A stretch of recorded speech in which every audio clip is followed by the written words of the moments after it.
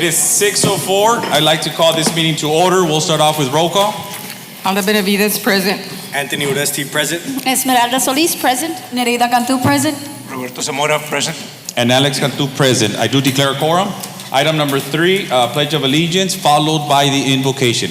Yes, Mr. President, members of the board, members of the community, today we have Diego Mendiola, is a 4th grade student at Jose Descandon STEM Elementary. Diego has consistently exhibited outstanding qualities as a student leader and an academic ambassador. Diego is an honor roll student and is a shining example of responsibility and respect in our community. Diego's interactions with both teachers and peers are marked by a deep respect for others. Diego has been chosen as the gem of the week multiple times at Escandon. In addition to his exemplary behavior, Diego has emerged as a natural leader and is a natural leader for every class that he's a part of. We look forward to witnessing Diego's continued growth and leadership in the future at Jose Descandon STEM Elementary. He will now lead us in the pledge and our prayer.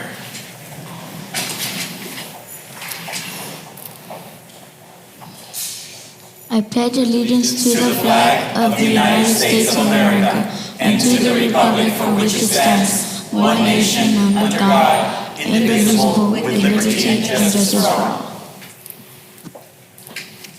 Dear God, we thank you for your guidance and for us to all to be here tonight as we seek to make good decisions for the school community. Give us rest from any worry and peace and trust in the world outcomes that are decided tonight. Guide us safely home and let us awaken your love in the morning. In Jesus' name, amen. Amen.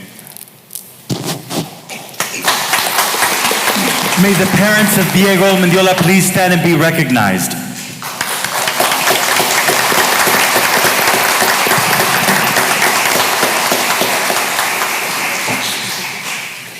Good job, Diego.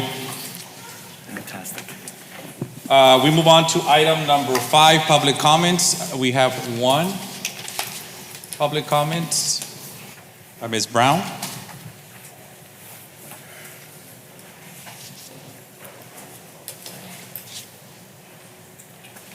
Good evening, Ms. Brown. Good evening. Good evening. I am Vanessa Brown, Association of Texas Professional Educators La Jolla President, here on behalf of the dedicated teachers of our district to express a deep concern and frustration regarding the delay in receiving extra duty pay stipends. This issue has persisted for the 2nd consecutive month, and it is causing significant financial strain on our teachers who rely on these stipends to supplement their monthly incomes. Teachers play an essential role in shaping the future of our students, and their commitment to providing quality education should not be overshadowed by financial uncertainty. Stipends have been an integral part of their compensation package, and not receiving them as expected has had a direct impact on their financial stability and overall morale. With the cost of living on the rise, teachers plan for the money that they have earned and have repeatedly found themselves without the funds that they have expected. We understand that administrative issues can sometimes lead to delays in processing payments, but we believe it is crucial to address this matter promptly to ensure that our educators can continue to focus on their primary role, educating our students. We ask on behalf of our members that departments provide regular updates on the progress of stipend disbursement to principals. This will help ease anxiety that teachers are feeling and keep them informed about when they can expect to receive their monies. We ask for our members that the processing of outstanding stipends be expedited to ensure that teachers receive their money that they are owed as soon as possible. We ask that there be a collaboration between relevant departments to implement measures that will prevent similar delays from occurring in the future. We understand that managing a school district's finances is a complex task, but we believe that by working together, we can find a solution that ensures our teachers receive their stipends on time. This will not only alleviate the financial stress, but also maintain a positive and motivated teaching staff, which ultimately benefits our students and our community. We look forward to your prompt attention in this matter and hope for a swift resolution. Our teachers are committed to the success of our students, and we kindly request that the administration address this pressing concern. Thank you. Thank you, Ms. Brown. And I can guarantee you that we're already working on it, and the solution will be reported on tomorrow, but we are working on it around the clock, and we'll make sure we can get it right. Thank you, Ms. Brown. With that being said, we go on to item number 6, approval of tax collectors report. I need a motion to approve. So moved. I have a motion by Ms. Solis. I need a second. Second. A second by Mr. Oresti. All those in favor signify by saying aye. Aye. All those opposed? Motion carries. Item number 7, approval of minutes. I need a motion for item number 1, regular called meeting for August 2023. So move for items 1 to 4. I have a motion by Mr. Oresti for items 1 through 4. I need a second. A request, sir. What? I respectfully request on page 10, and we had talked about this before on the item that we had tabled before. And there was a request by Awasad for an exclusive water line easement. I believe that's over by Juarez Lincoln, just to bring it back for discussion. Okay. Point taken. Then I need a second. I have a second by Ms. Solis. All those in favor signify by saying aye. Aye. All those opposed? Motion carries. Item number 8, superintendent's report. Yes, Mr. President, members of the board, we want to move forward with recognitions. And with us we have, yes, the enrollment report with Dr. Gonzalez.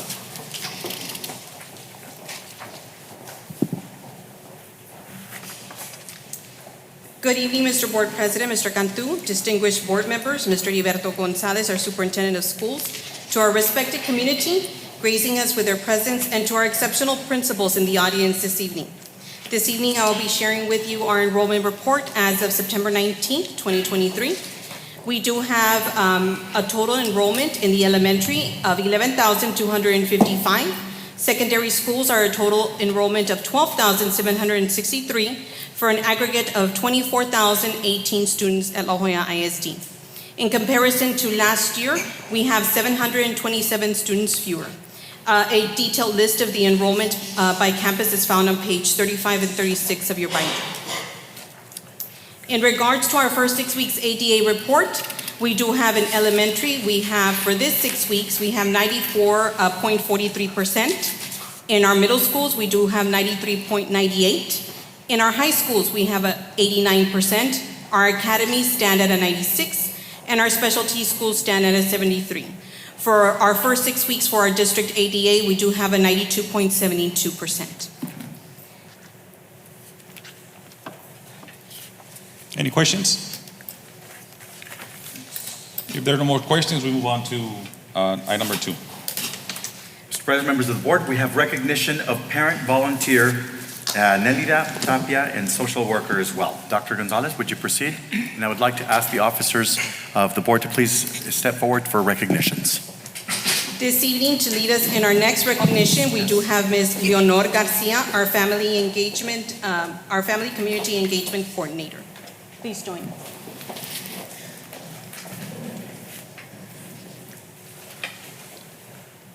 Good evening, Mr. Board President Alex Cantu, Superintendent of Schools, Mr. Heriberto Gonzalez, and esteemed members of the board, our valued community members. I'm Leonor Garcia, the Family and Community Engagement Coordinator for our district. Tonight, I stand before you to extend our heartfelt recognition to an extraordinary parent volunteer and 2 dedicated staff members of the La Jolla ISD Family and Community Engagement. Their unwavering commitment and contributions to our educational community deserve our utmost appreciation and recognition. Now let's begin by introducing the well-deserved recognitions for these outstanding individuals. La Jolla ISD proudly recognizes Mrs. Nelida Tapia for receiving the 2023 Heroes for Children Award by the State Board of Education.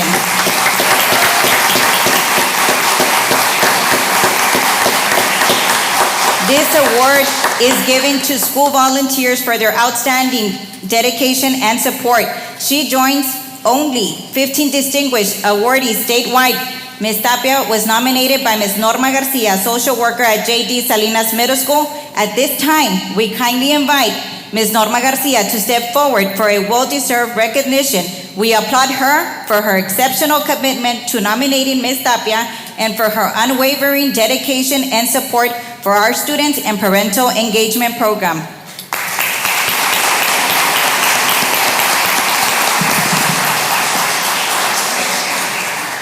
And now, for our final recognition tonight, La Joya ISD takes immense pride in recognizing Ms. Evangelina Saucedo, Parent Liaison at Evangelina Garza Elementary, for being the sole campus in our district to have an approved RGV food bank distribution site for our families and community for the 2023-2024 school year.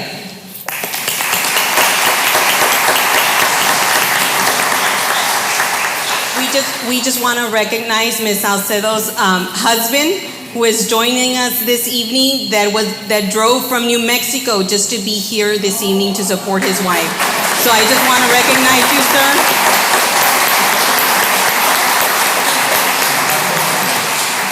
Also, will Ms. Ortiz please join us?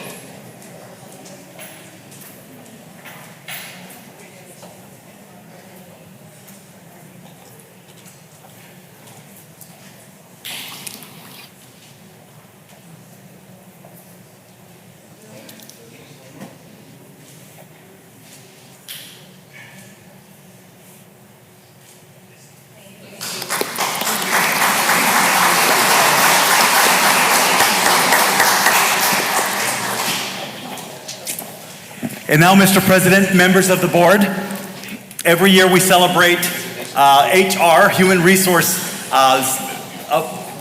Day of the Month or Day of the Year. And so with this, Dr. Villarreal, to honor our human resource staff. Dr. Villarreal. Good afternoon, Mr. Board President, Mr. Gonzalez, Board of Trustees, and La Joya ISD School Community.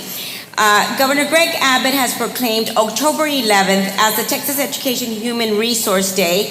This day is set aside to recognize and honor the important contribution made by school personnel who work in the Human Resource Department.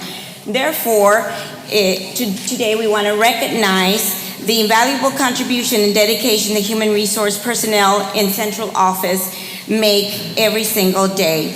We would like to extend our heartfelt gratitude. Their tireless efforts in recruiting, supporting, and nurturing our staff ensures the success and the well-being of all our students and also our staff in and out of the classroom. So we do want to thank each and every individual that works in our Human Resource Department. Thank you so very much. So please join me in recognizing each of these members. We do have Ms. Norma Hinojosa, our service record clerk. He couldn't join us this morning or this afternoon, but we also have Ms. Nora Peña, our certification specialist.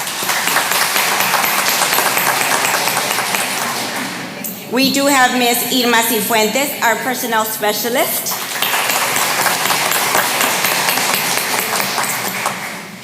We have Ms. Manuela Garcia, our personnel specialist.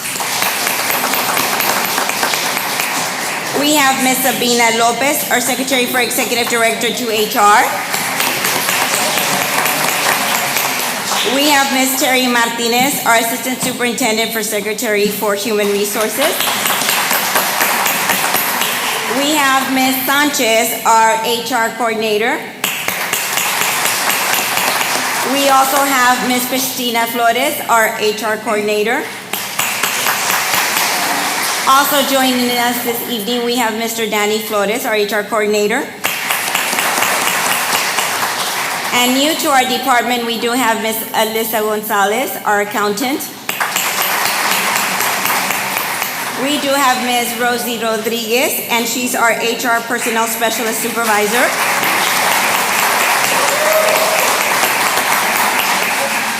We have Ms. Myra Ramos, and she's our Human Resource Director. And we do have Ms. Gloria Rodriguez, our Executive Director for Human Resources.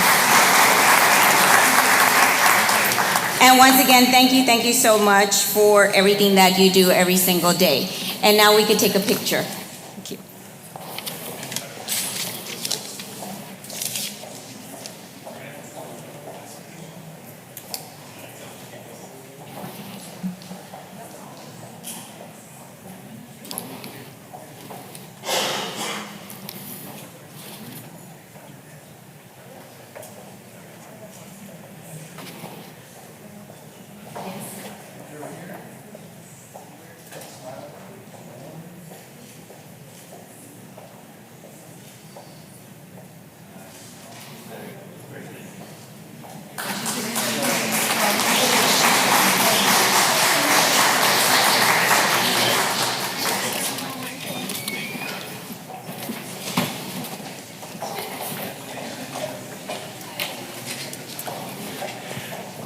Mr. President, members of the board, we'd like to say that everybody, every employee in La Jolla ISD is equally important. There's no one more important than others. So really from our HR department now to principals. Principals are at the vanguard of the battle. They're the leaders of every campus. We appreciate and love them very, very much. They set the standard and set the tone for our culture. And today we have a special recognition for the best principals that we could have in South Texas. Dr. Villarreal, please resume. Thank you so much. So again, good evening, everyone. And to celebrate our principals, as you all know, every October, it's National Principals Month, and it's an opportunity for our district leaders, elected officials, parents, students, teachers, staff, and school leaders and community to celebrate and honor our incredible, amazing, and wonderful principals for their visionary leadership and their tireless pursuit of success for each of our wonderful students. And I'm very honored to be leading a group of individuals that every single day go into those campuses and truly believe in each of our students. And they know that as soon as they walk through those doors, they know that they're going to give our kids 110% of themselves, and they expect our teachers to do the same thing. So thank you so much. I lead Area 2, which is our Husky cluster, and I am honored to be leading each and every one of you. So from the Husky cluster from Juarez Lincoln High School, we have Mr. Jose Peña.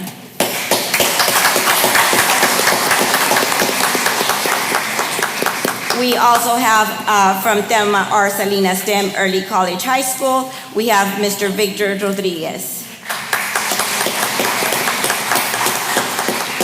We also have Ms. Leanne Herrera Lanis from the Academy of Health Science Profession in STEM.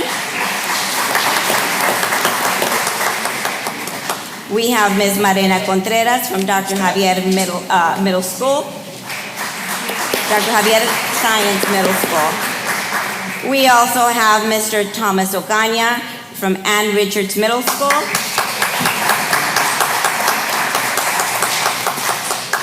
Next, we have Ms. Nidia Ortiz from Juan de Dios Salinas Middle School.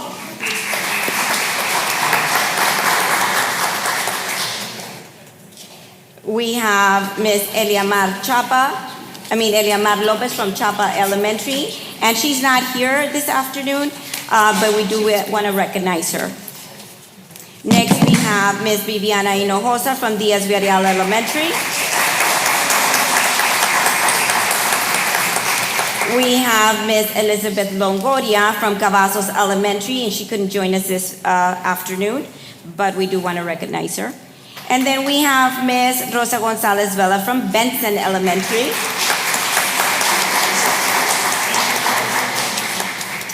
We have Mr. Juan Olvera from Sanford Ice Elementary. And we do have Ms. Cynthia Salinas from Emiliano Zapata Elementary. And that was our Area 2 accountability cluster for Area 2. Thank you so much, principals. I am going to go take a picture with you all. And again, I'm excited to be working with each and every one of you.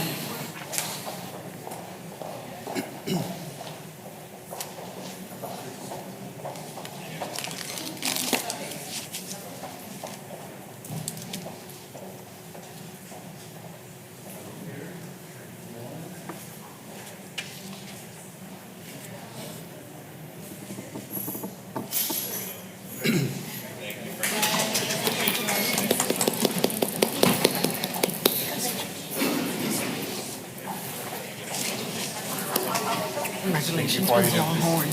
Thank you for all you do. Mucho gusto. Thank you for all your work.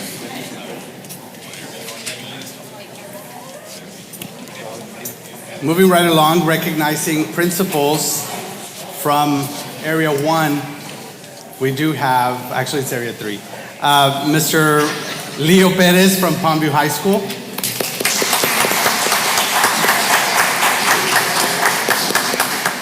From Jimmy Carter Early College High School, Mrs. Claudia Gomez Perez.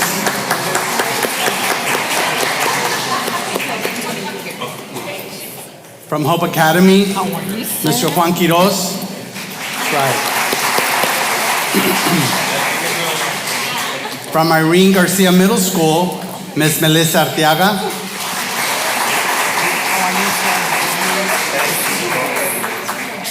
From my former home, Domingo Treviño Middle School, Annette Lozano.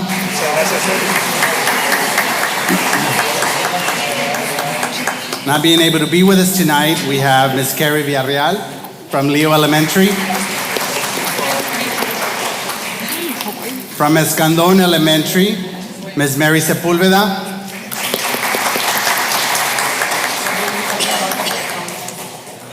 From Patricio Perez Elementary, Laura Solis.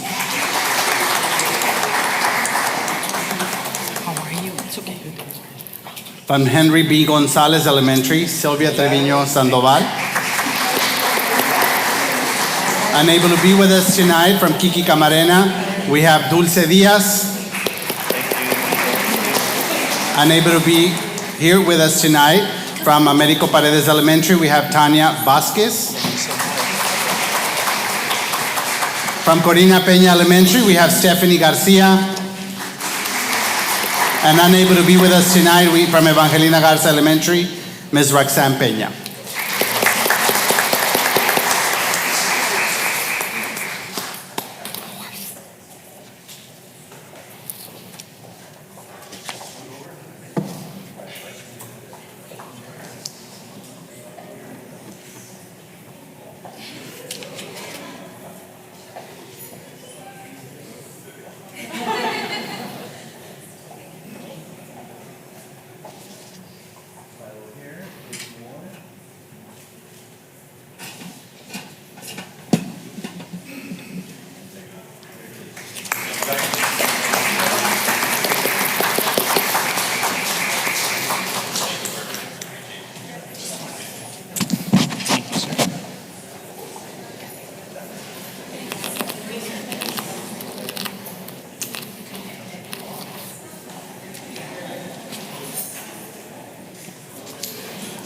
And now for the La Jolla High School cluster, home of the Mighty Coyotes. We're going to go to begin by recognizing Mr. Ricardo Estrada, principal at La Jolla High School.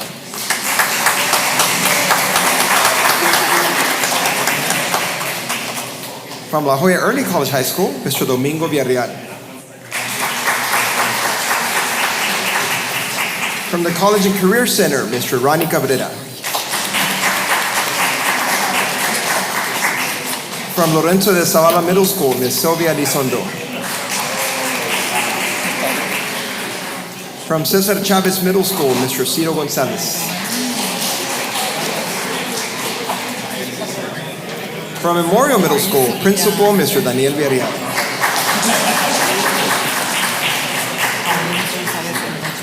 From John F. K. Elementary, Ms. Lori Cantu.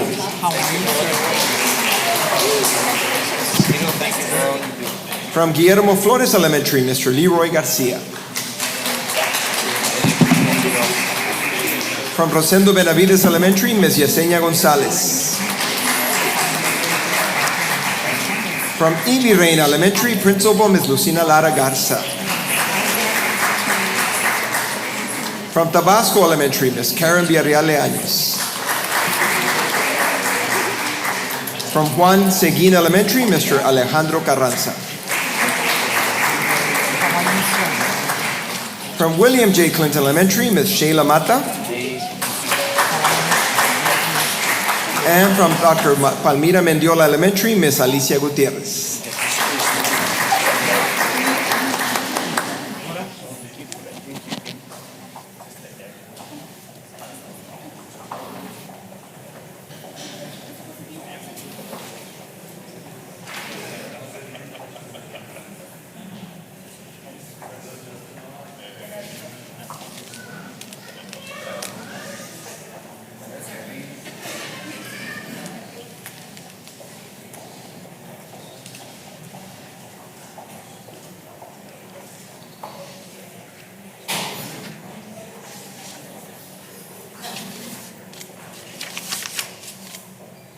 Smile. There you go. Congratulations.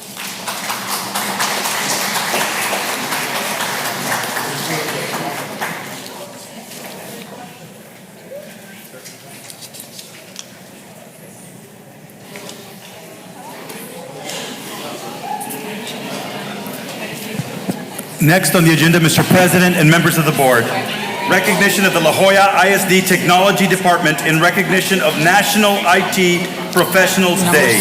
Now, Mr. Munoz.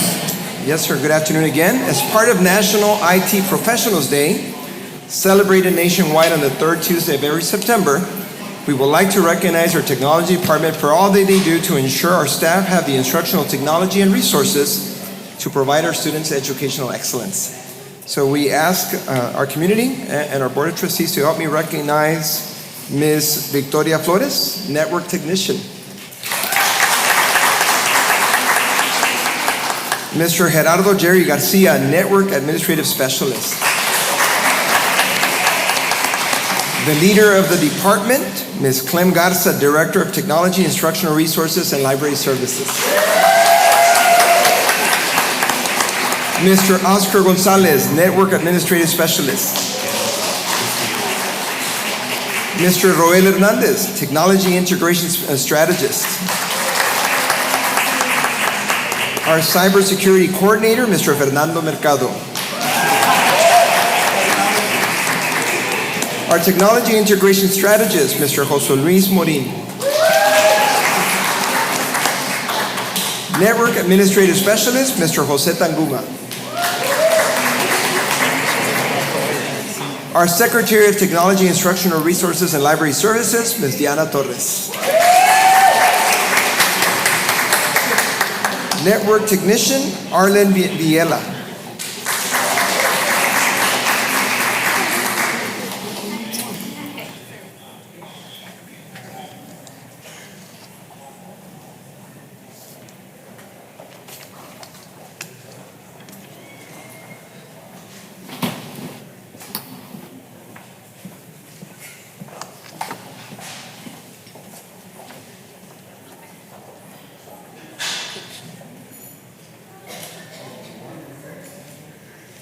We're tall. It's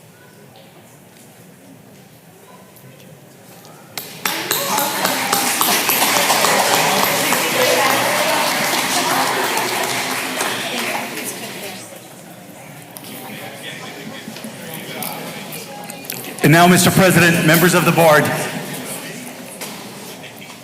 recognition of the bilingual ESL department staff and recognition of Bilingual Child Month. Mr. Munoz. Thank you, Mr. Gonzalez. So October is Celebrate the Bilingual Child Month. So during this month, we recognize and acknowledge the bilingual ESL department for ensuring our students are provided culturally relevant and engaging instructional resources, supports, and instructional strategies to ensure our students' success. So we ask that you join us in recognizing the following individuals that lead and support our students, our bilingual students across our district. So we will begin by recognizing Ms. Irma Zuniga, Bilingual ESL Director.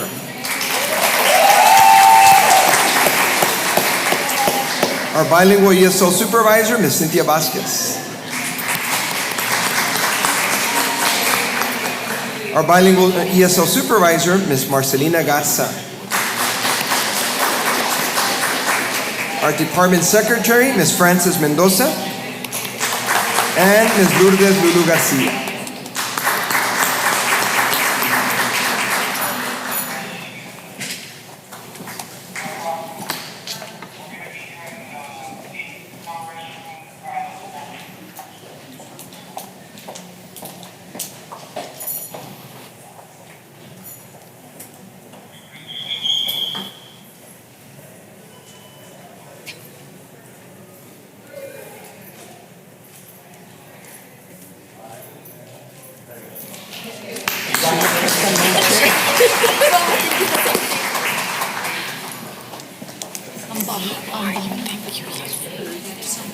And now, Mr. President, members of the board, in recognition of the annual, Dyslexia Recognition Month, Mr. Munoz. Thank you, Mr. Please Gonzalez. proceed. So Dyslexia Awareness Month, celebrated in October, brings awareness and support to those that suffer with this learning disability. So we recognize our dyslexia support staff for the instructional supports they provide to this student population. So we would like to begin by recognizing our dyslexia, 504, OSP, migrant, everything director, Ms. Rosie Rojo.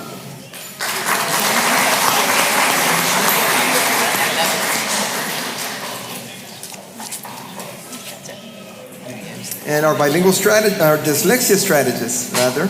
We would like to begin by recognizing Ms. Adalys Villarreal.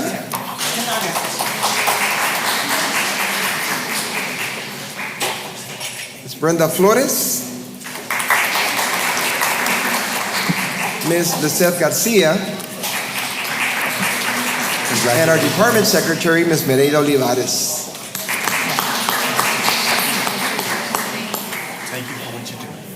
Thank you for all you do. Thank you. What you do. Thank you so much. Thank you for all you do. Yes.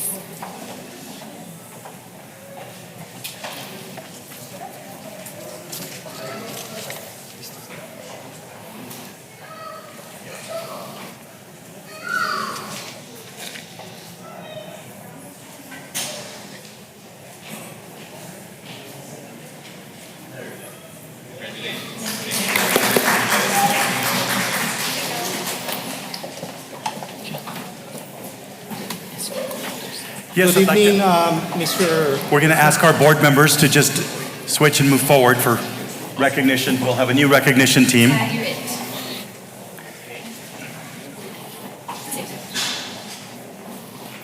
Mr. Snell, please continue, Mr. Cantu. Yes, sir. Good evening, Board President, Mr. Cantu, members of the board, our Superintendent of School, Mr. Gonzalez, administration, and our community. This evening, I would like us to take a moment and recognize some amazing students who participated in several summer programs through both our Gear Up programs. Also being recognized today are students who participated in the NHI, or National Hispanic Institute Summer Leadership Program. I would like to start by recognizing first, we would like to recognize students who participated and had a 4-day experience in the Texas A&M Construction Academy that occurred the month of June 5th through the 8th, 2023 of this year. The first student to be recognized is John Barrientos Quintero from Juarez Lincoln High School. Benjamin Lopez. Montserrat Mora.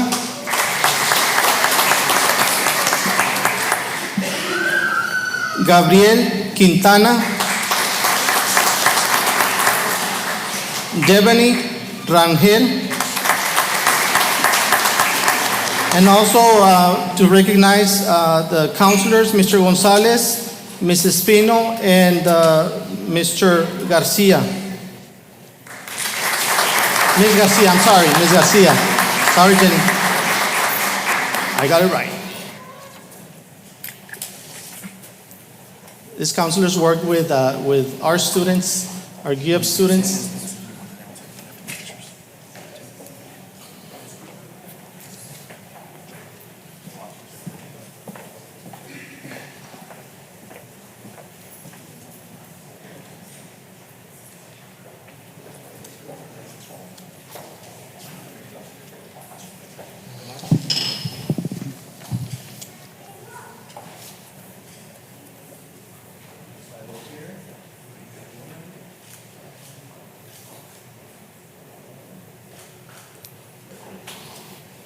Thank you.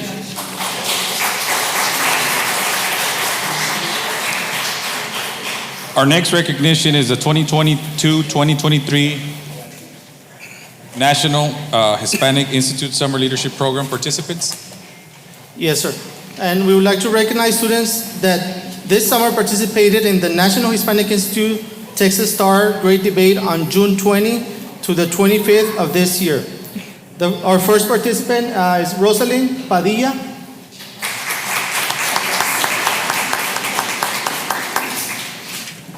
Yulani Flores.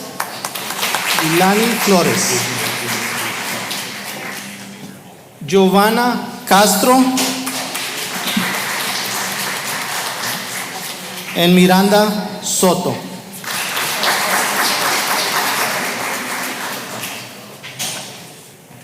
Yes.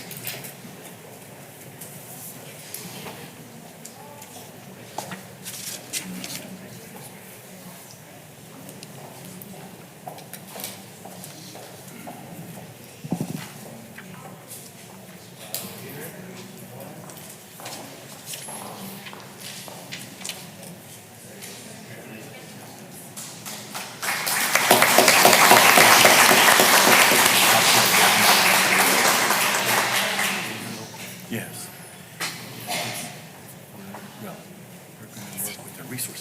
Good evening, Board President, Mr. Cantu, members of the board, our Superintendent of Schools, Mr. Gonzalez, administration, and the community. During the academic year 2022-2023, a group of parents of students enrolled in the La Jolla Independent School District Texas ACE program were afforded a unique educational opportunity.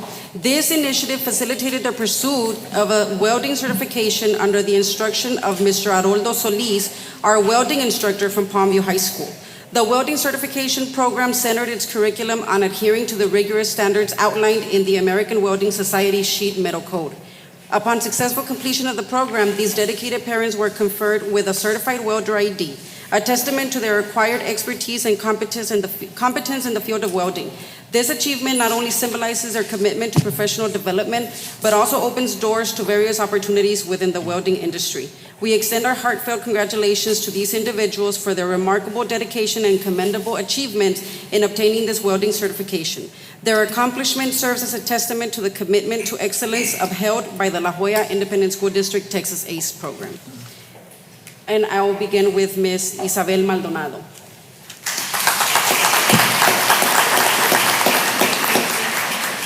Silvia Sandoval.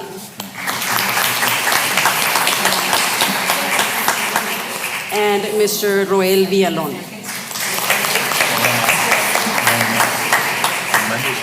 There were a few other parents that were unable to attend tonight, and as well as Mr. Haroldo Solis, who we also would like to recognize for his assistance with this program.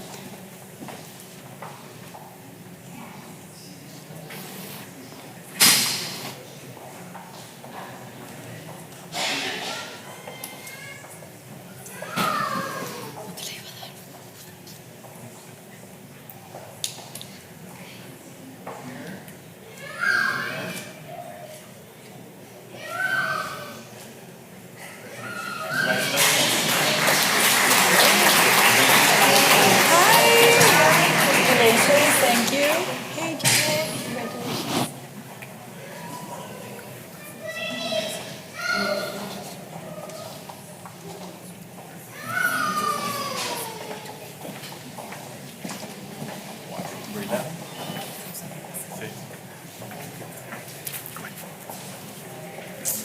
Okay, we would like to continue recognizing our students, our Gear Up, some of our Gear Up students. We would like to recognize students for participating in the Gear Up Junior Clinical Research Internship, where they acquire skills in fundamentals of research and patient care.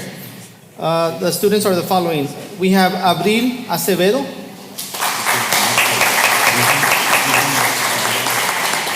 Jocelyn Hernandez, Daniel Martinez Turrubiates,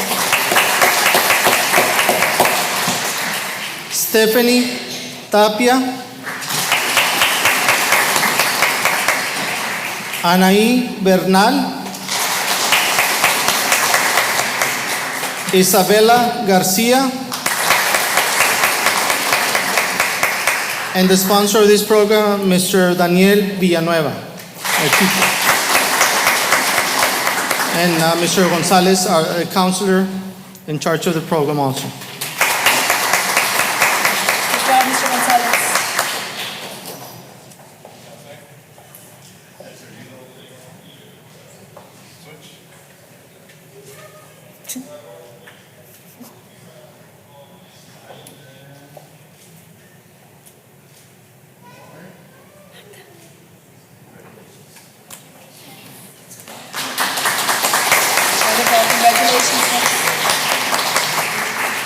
On our next recognition, we would like to recognize students for participating in the UTRGV robotics program during the week of June 12th through the 16th of this year.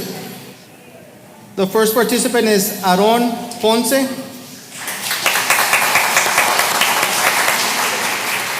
Giovanni Villarreal.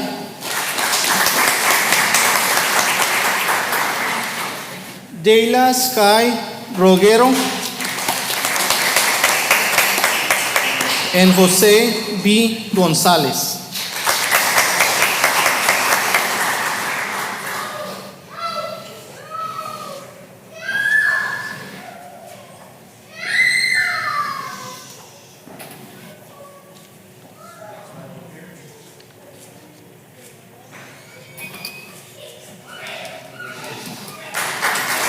Congratulations.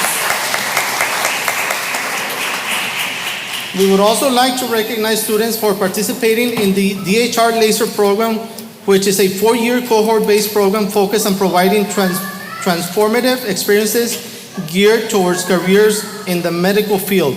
And this happened on June 20 to the 25th of this year. Our first participant was Sebastián Rios. Itzel Flores. Lexi Soto, and Kaylee Zarate.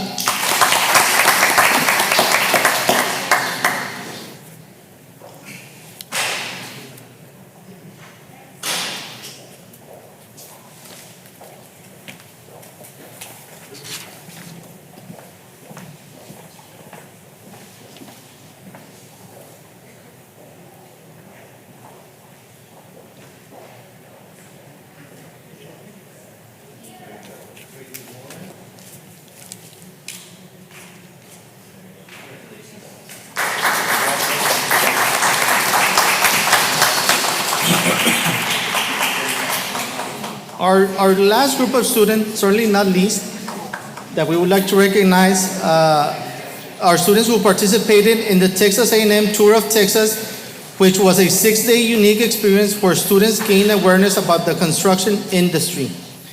The first participant is Mr. John Barrientos Quintero, Mr. Benjamin Lopez,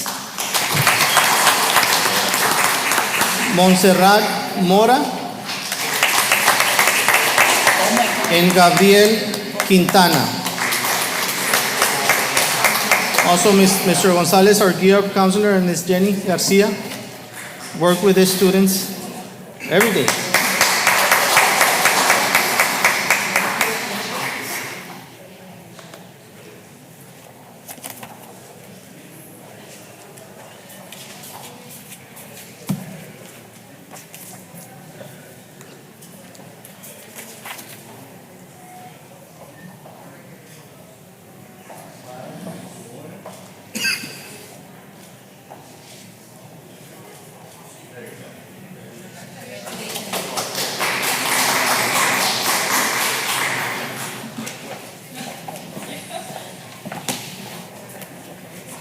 Yes. Okay, here we go. That concludes our superintendent's report. We move on to item number 9, discussion items, and we go on with number 1, discussion of investment earnings as of June 30th, 2023. Good evening, Mr. President, members of the board, Superintendent Mr. Gonzalez. Today I will be presenting the investments and investment earnings as of June 30th, 2023. In your packet, in your agenda on page 64, this page reflects a listing of investments and represents the investment position of La Joya ISD as of June 30th, 2023. The district had a total investment of $130,242,314, of which 87.72% is in the general fund in the amount of $114,252,203. If you turn to page 69, this page reflects the investment earnings for the district as of June 30th, 2023. The district had a total investment earnings in the amount of $3,897,550, of which 90.4% was earned in the general fund in the amount of $3,525,641. The bottom portion of that page reflects the interest rates. The interest rates are favorable. And like always, for the betterment of the district, we do the best we can to catch the best rate available to maximize earnings for the district. If there are no questions, that concludes my presentation. If there's no questions, we move on to item number 2, discussion of teacher incentive allotment, TIA, local designation system.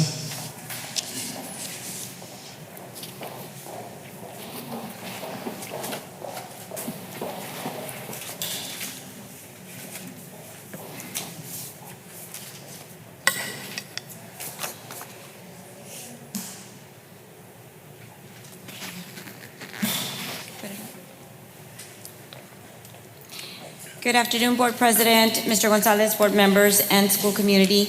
This afternoon, we'll be reviewing some information regarding the teacher incentive allotment. We do want to let you all know that we've had 2 meetings already with our TIA committee members, and they've been very productive. We've discussed the fact that our local designated system has been approved. We've also brought about a La Jolla ISD guidebook that we've presented to the committee. We've also presented to our principals, and we've gotten feedback from our committee members as well in regards to that guidebook. We've also talked to them about, just in these meetings in itself, we've talked about the pre-test that's actually occurring this week. And also we've gotten feedback as far as the collaborative assessment protocol. We reviewed all of that with them. We do have Ms. Mayra Ramos. She is the Director for Human Resources. That's going to go ahead and be reviewing some information with you all. And by all means, if you all have any questions, we'll go ahead and answer them today. Go ahead.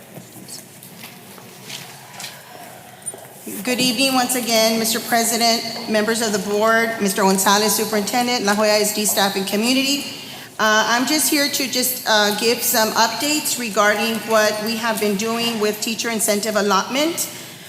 We are looking at aligning our goals to the Commissioner of Education strategic priority, which includes recruiting, supporting, and retaining teachers and principals.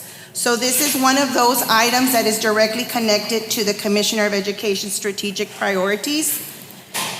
So when we look at HB3, we're looking at the teacher incentive allotment theory of action is to support districts in independently building and sustaining strategic compensation systems that differentiate teacher effectiveness. The system will incentivize teachers to stay, support more robust recruitment, and make the profession more desirable.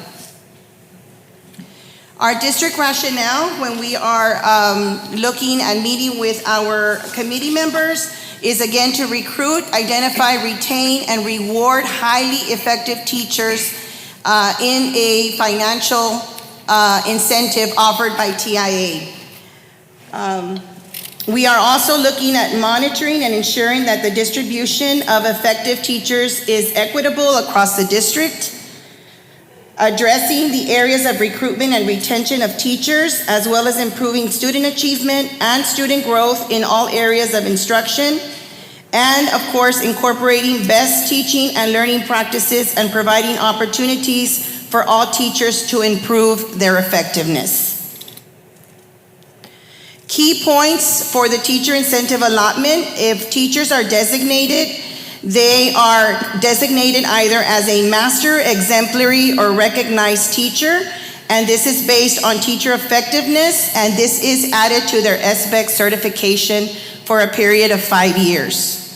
The LEAs will receive anywhere from $3,000 to $32,000 annually per designated teacher. And the greater funding for designated teachers goes to those teachers that are in higher needs and or rural campuses. LEAs will use 90% of the funds to compensate teachers at the different campuses. And again, as I mentioned, it is a 5-year designation that stays with the teacher regardless of their placement, their subject, the school, or LEA that they're at. So as I mentioned, the designation is on their teacher certificate, and they can either be a exemplary master or recognized teacher through the TIA process. However, they're also eligible if they want to apply for the National Board Certified Teachers. That will automatically make them a recognized teacher. So this is a process, it is a extensive process, but as a district, we are looking at grants and possible cohorts of teachers that we can begin in encouraging them to apply for this process. And again, that will give them an automatic recognized designation if they are awarded a National Board Certified Teacher certificate. The state has designated the following as their designations for these teachers. You have your master teacher, which is about 5% of our statewide percentage of teachers. Exemplary teachers are about 15% and recognized about 13%. And so these designations are obtained by teachers through two components. And our application stated that we would be looking at student growth scores as well as teacher observation scores. So those are the two components in our application that were approved by TEA. We will have teacher observations that will be based on our system that we already have in place, which is our T-test system. And again, it is in our application, we had to demonstrate that we would have evidence that it would be valid and reliable data. Student performance will also be looked at. Student performance will be measured by the performance that we're going to be using is the pre and post test model, which is the star to star. So that is the model that we would be using for student performance. The optional factors were not included in this application process, but it's something that we can take to the committee if there's any optional factors that they would like to include in the application process. So the state has also created some cut points that we will be using to identify or recognize or designate, our teachers. You can see the different minimum average scores that are going to be guiding us in the process of designating teachers. And this is again used with our T-test model and our student performance model. So you can see the different percentages there, and those are the cut points that would be used for teachers to be designated. So it's a two-step approval process. We've already submitted our application for review, and as Dr. Villarreal mentioned, it has been approved. And so now we're in the capture year, and once we capture our data, we submit to Texas Tech University, and they will ensure that our data is accurate and reliable, and at that point, we would know if we are fully authorized with our data. So as I mentioned, we are in year 2. 23-24 is captured data year. So this is a year that we're looking at teacher observations. We're going to be looking at student performance. And we will be capturing that data throughout the year. In the spring, we will meet to look at submission of data and where we're at as far as getting that as accurate as possible to designate our teachers and submit that for approval. The eligibility requirements, you can see that employed teachers, of course, by the district must be in an 87 role ID and PEIMS. They also must be employed and compensated by the district in a teacher role for a minimum of 90 days at 100% of the days or 180 days at 50 to 99% of the day. They are to not currently be designated, because we do have some teachers that are designated already, unless being recommended for a higher designation or they are in their last teacher designated year. So if they are a recognized teacher and the data that we're able to capture will rise them up to the next level, we're able to submit them for a reclassification of another designation. Is that, for example, like the teachers that were in Project Rise? Yes. That maybe they already had a designation? And then... Yes.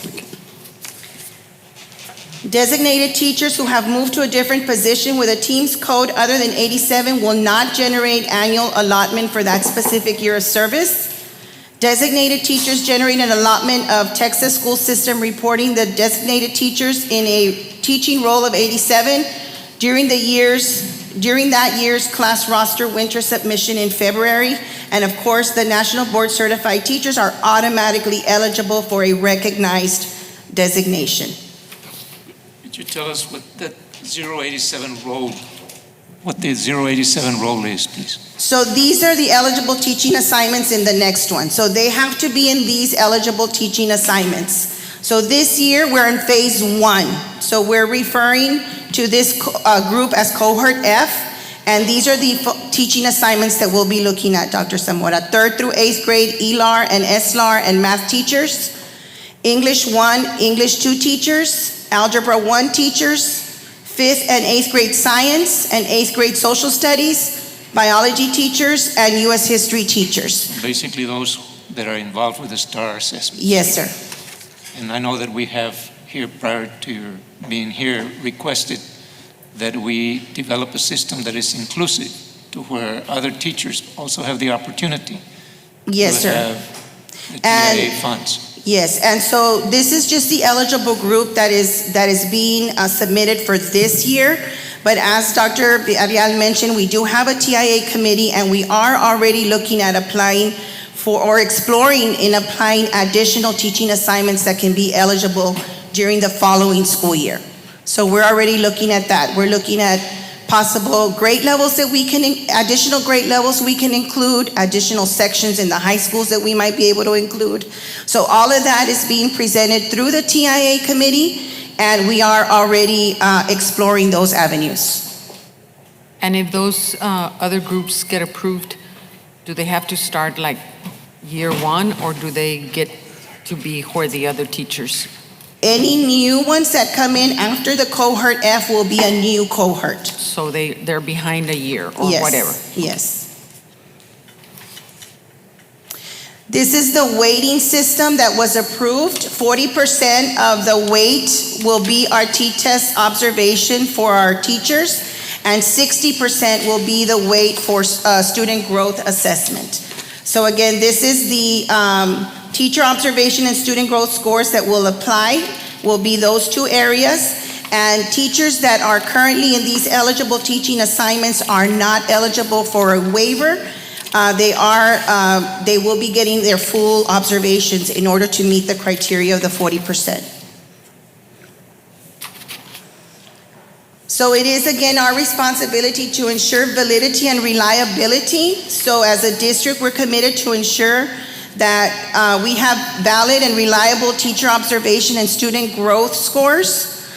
We just tested BOY for those grade levels that did not have a BOY score, and we had testing protocols that were followed just like it was a STAR test. It was really a shutdown for our campuses to administer these BOY assessments, so they were trained in proper testing procedures so that we can ensure valid and reliable data is submitted for these students that had to test. Teacher appraisers are also required to calibrate annually, and they did go through a training in the summer to do a refresher for T-tests.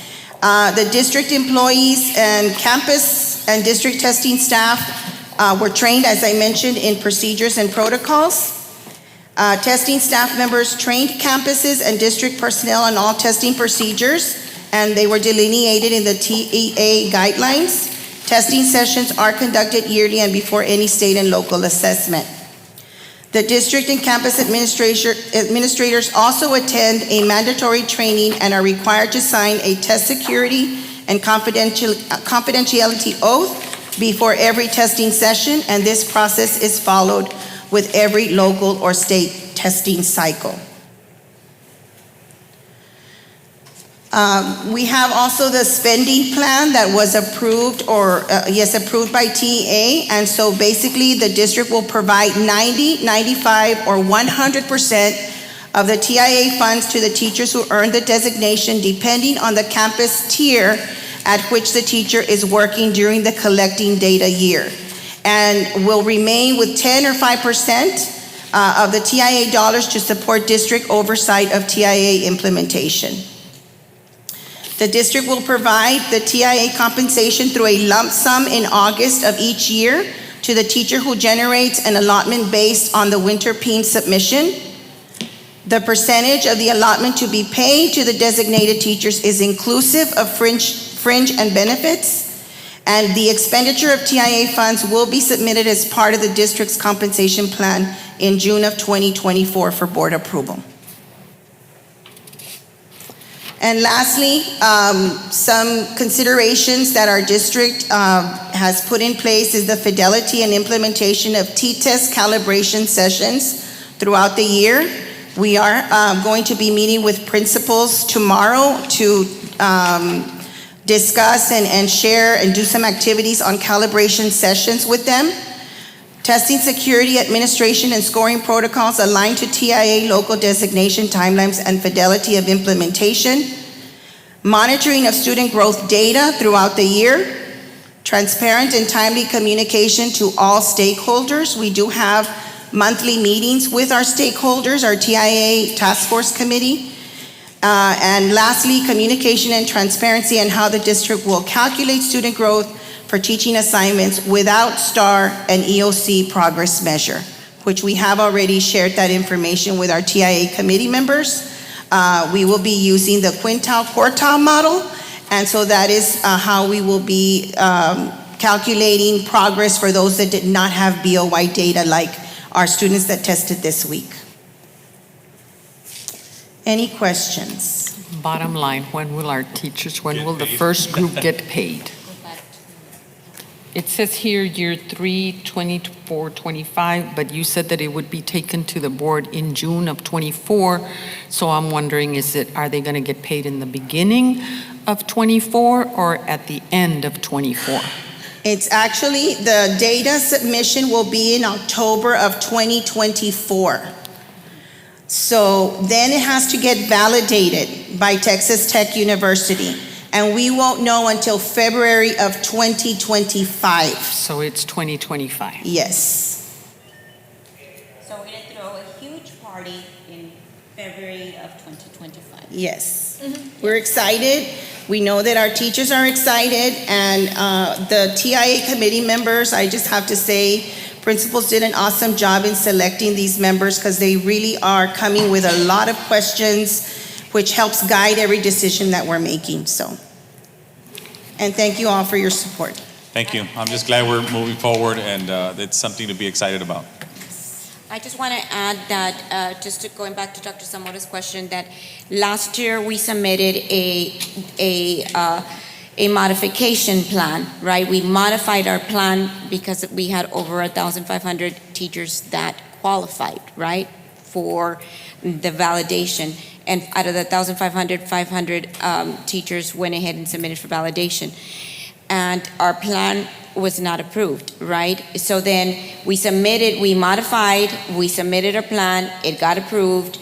Then now we told you all that we were gonna go ahead and work this year towards an inclusive, right? Working towards including additional personnel. And we will be submitting an expansion plan. So that would be our next step over the summer. Okay? Thank you. Thank you so much, Ms. Ramos. If there's no other questions, we'd like to move on to item number 3. Great job, Ms. Myra. Thank you. Thank you so much for the work that you all do. I know you all are working hard, and it reflects.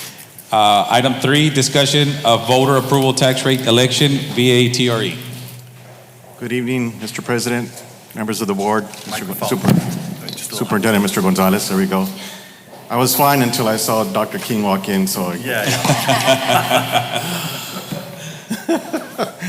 So anyways, here we go. Today I want to talk to you and give you an informational guide on the voter approval tax rate election that's upcoming this November 7th.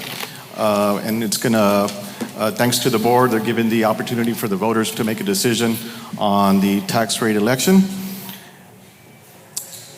What's the VATRE about? On Monday, August 21st, the school board voted to initiate a voter approval tax rate election.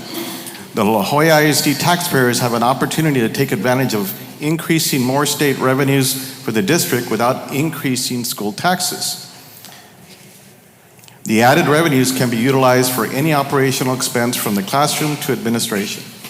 On Tuesday, November 7th, La Jolla ISD will hold a voter approval tax rate election, or a VATRE for short. How did this happen? Well, it's called the tax rate compression. This refers to an intentional act to lower the tax rate, which reduces what taxpayers owe. The tax rate compression efforts have centered on using state funds to buy down school district M&O tax rate to reduce property tax bills. And I'm going to show you a slide on the tax rate comparison between 2022-23 to 23-24. Our total tax rate currently was $1.27. On August 21st, the board approved $1.661, a decrease of 20.39 cents. So the M&O tax rate was compressed down to 75.75 cents. So in total, overall, the tax rate is just decreasing. It's decreasing a huge amount of a total of 20.39 cents. And that's going to come into play in a little while. You'll see what I'm talking about in a minute when I show you some figures. Also on the ballot is what's a constitutional amendment. So the state's having an election on the constitutional amendment. This amendment is to increase the homestead exemption amount from $40,000 to $100,000. Passing this amendment would further reduce your property taxes for residents who claim the homestead exemption. How much revenue will this generate for the district? If the VATRE passes, the district will receive approximately $5 million. $1 million from the taxpayers, $4 million from the state. This is additional revenues. That is, for every $1 of tax effort, the district will receive $4 from the state. How does this affect La Jolla ISD taxpayers? I have examples of home values comparison between the 22-23 school year and the 23-24 school year. I'm going to focus on the 23-24 school year on the bottom portion, and I have in the first column the property value at $50,000. The homestead exemption, which is on the ballot as well, should pass, and that's at 100. It's going to increase from $40,000 to $100,000. In that case, this particular example, there won't be any property taxes owed. On the next column, if the property value is at $75,000, also, in this example, no school taxes will be owed. If the voters or the property owners' property value is at $100,000, also they will pay no school taxes. So there will be no school taxes paid up to $100,000 if they claim the homestead exemption. If we had $150,000, the owner will have a taxable value of $50,000. At the total tax rate of $1.06, the levy would be $533. That's a savings of $863.95. For $200,000, the owner would only pay $1,066.10, a savings of $965.90. So with this tax decreasing, the voters can approve this, approve the tax rate going down, but yet receive $5 million for the school district. What will the district use the funds for? Number one, salary increases. The staff group, if the VRT passes, the teachers, librarians, and nurses will receive a $1,200 increase in their pay. The auxiliary, classified, and other non-teacher professionals, they would get a 2% from midpoint increase in their salaries. Also, what we're going to plan to use the additional funds is for student incentives. Each campus will receive an allocation of $10 per student under student enrollment. This is besides the already board-approved salary increase and that we already did, right? Yes, during the budget process, the board approved a one-time stipend of an increase of $1,200, which is going to happen in October, for teachers, librarians, and nurses. And also, all the other staff will receive a 2% from midpoint stipend as well. As well, so that's one part that we already approved, and this would be a second part. This, if the voters approve it. Correct. They will get now a salary increase, a raise. So in the budget, the $1,200 that are listed there are as a stipend pending the state action. And so far, the state has not taken any action. Correct. So are we going to have the funds available without state action? Yes. That we were saying we needed to have? Yes. No, we didn't need to have it. What we were worried about was that the state was contemplating whether teachers, librarians, and nurses were going to receive a $2,000 stipend. So we didn't want to go forward with a stipend until October, until they decided. So at this point, it doesn't look like that's going to happen. So now we're going to go forward. Are the monies that are budgeted now, or Yes. not budgeted, but that appeared in the budget, are those to be a stipend or salary increases? Stipend, So that's a 1 year. a one-time stipend, Okay. And then this one here would be what? an increase That would be a salary increase across the board, across yes. the board. This 5 million, if approved, would be a one-time deal or every year?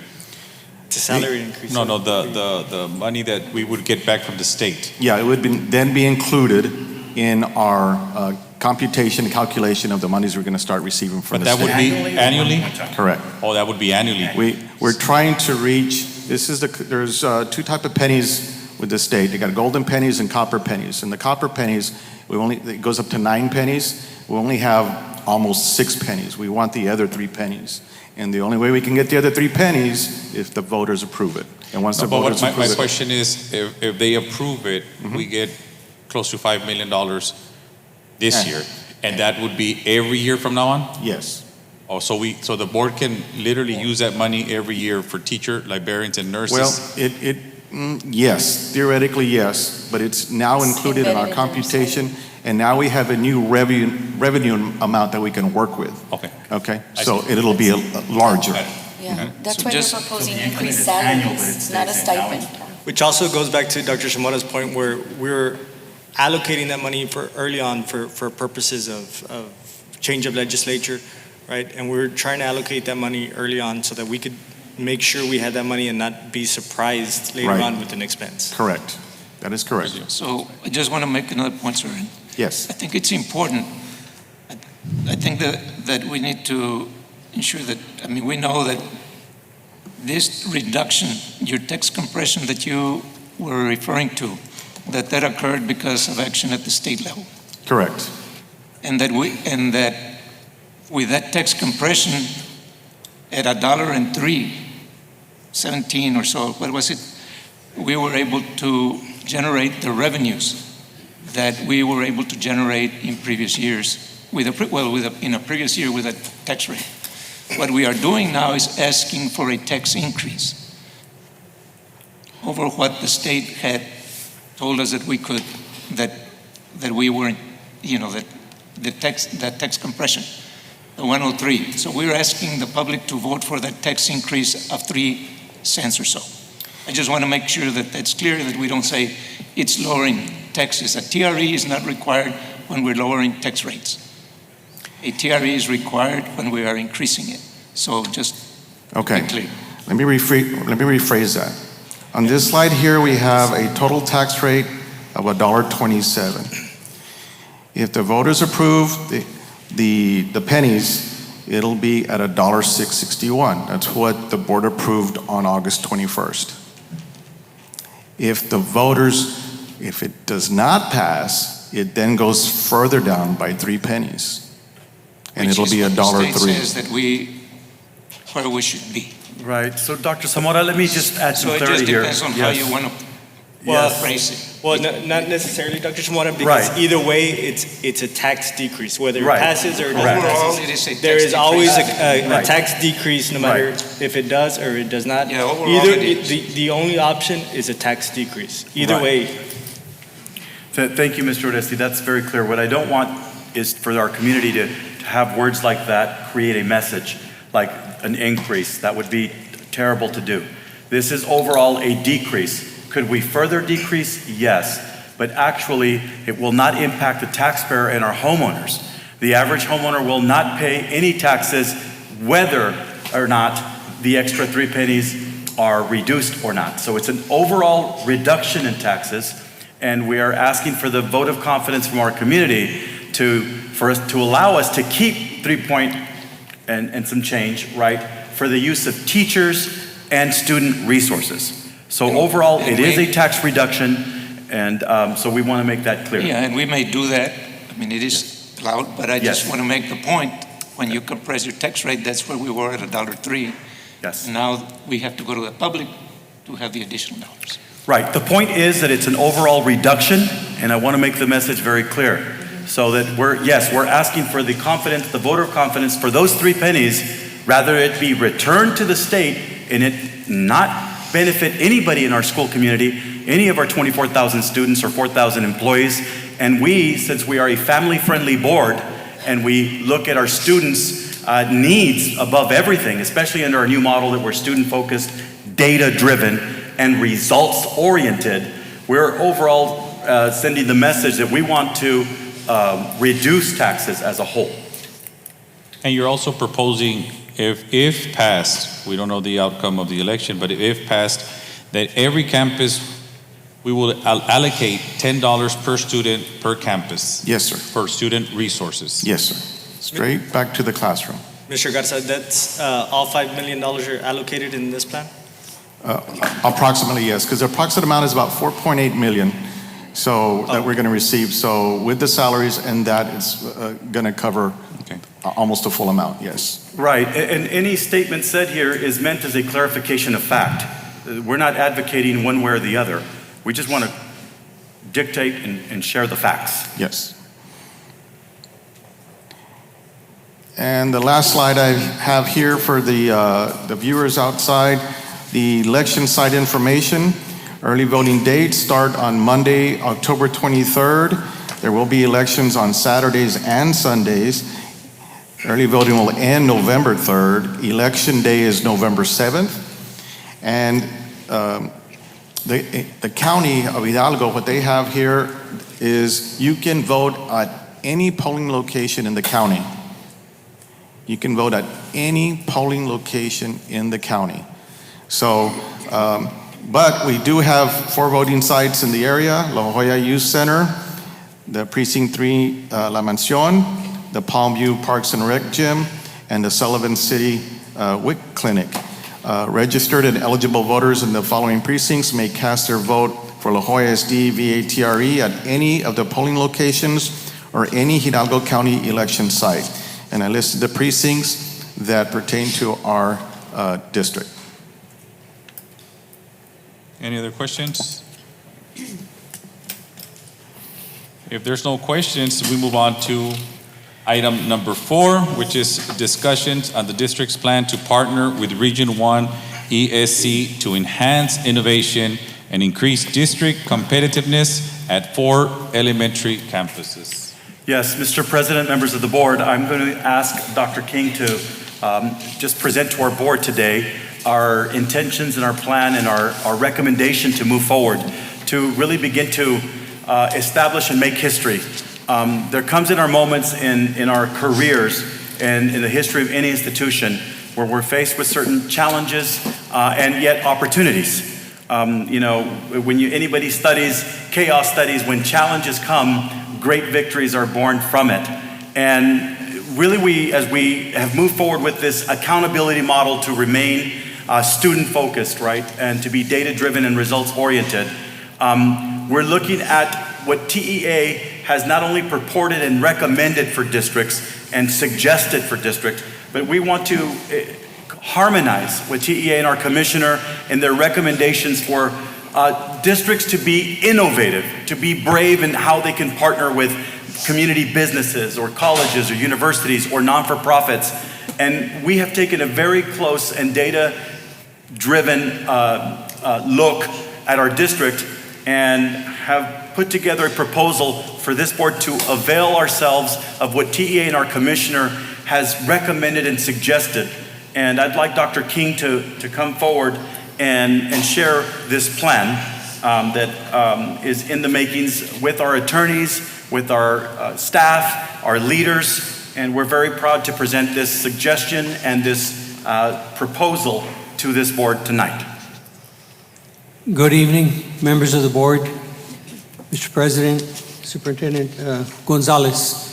I stand here before you at the request of the district administration, who reached out to me a number of months ago and asked if we would be willing to do something very unique and very different. It would be very unique for La Joya ISD and very unique for the service center. And so the question was if we could take on through a partnership the responsibility of operating 4 of the campuses that that face some of the more challenging situations. And so, like I said, I've done a number of meetings with them. The way this would work, it would be through a performance management contract. And so on a performance management contract, there would be goals that the district would set through discussions with the service center, and the service center would be accountable for working with those campuses to achieve those goals. The service center would take the responsibility for all the day-to-day operations of that campus in terms of instruction, in terms of instructing students, student learning, everything to do with that. And this goes really into, and I've been at the service center for a little bit over a year. One of our board members has been in that role, and has been in that role as well as having been a superintendent. So he's very familiar. Dr. Zamora is very familiar with service centers, and so this is a very unique role for a service center. One of the things that I really kind of said about, and so I'm going to talk to you about something. When I had retired at the end of 2019, and I was doing consulting and so forth and doing very well, and really had no intention of jumping into a full-time job. But I kept getting a number of calls from the Region 1 board, from the commissioner and so forth, asking me if I would, consider taking this position. My response was, let me help you find somebody. And that didn't really pan out. And at the end, about that time, I saw the scores come out. I saw the impact of the pandemic on student achievement, on students being in school, on student enrollment.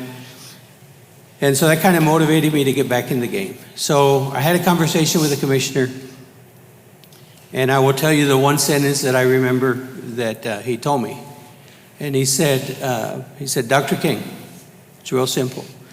He said, I am going to hold you accountable for student performance throughout Region 1, but you have no authority. And I thought, that's kind of unique. I've been accountable. I was accountable. I spent 42 years in public education, the last 20 as a superintendent. And I'm used to being accountable. Being accountable is not anything new to me. But I'm also used to having authority, And so this is kind of different. It's through influence. And so I've been sharing with the superintendents and with the team at Region 1, and I've been throwing out a proposition to them. And I've been throwing out a proposition to them and saying, is it possible in Region 1, throughout Region 1, is it possible to have no campuses get an F? Is it possible to have no campuses get a D? Is it possible to have no campuses get a C? And really I asked them, is it possible straight A's possible? That's what my parents wanted from me. I don't know if I ever gave it to them, but but is it possible? And how close can we get to that? And so, can we rethink how we partner? Can we rethink how we work? Can we look at that? And so, one of the things that I've been talking to the superintendents and the school districts about is that Region 1, what we want to do, we want to meet each district. We want to kind of customize. And so we want to meet each district where you are and support you to get to where you want to go. It's your goals, but we want to meet you where you are and support you. So in whatever way that is. So for example, there's a TA initiative called Effective Schools Framework. Dr. Benavides, Dr. Zamora, remember Effective Schools. It's nothing new, right? It goes back to the 80s. A lot of the principles are very similar, but it's been modernized, it's been deepened, it's been realigned in an Effective Schools Framework. Currently, TA requires all campuses in the state that get an F or a D, they require them to contract with the service center and go through an in-depth analysis, and then a prescription, and then get coached to move forward. And so one of the things we've been pushing this year is, throughout last year, I started talking about, you know what, as a service center, we need to stop focusing on the D's and F's. Not that we aren't going to do those, we've got to do those. But we need to get ahead of the game and work on the C's and then the B minuses and so forth. So what we're going to do is get to the point where we don't have to worry about D's and F's because there's not going to be any, And so is that achievable? So we started rolling out and talking about ESF for all, Effective Schools Framework for all. So we started letting districts know, and there were a few districts kind of just already doing this on their own, but we started letting districts know, especially if you have any C campuses or low Bs, we want to work with you. We have a team, and I said, we'll staff up. We've got a team, they've got the skills, they've got the knowledge, they've got the talent, we want to work with you.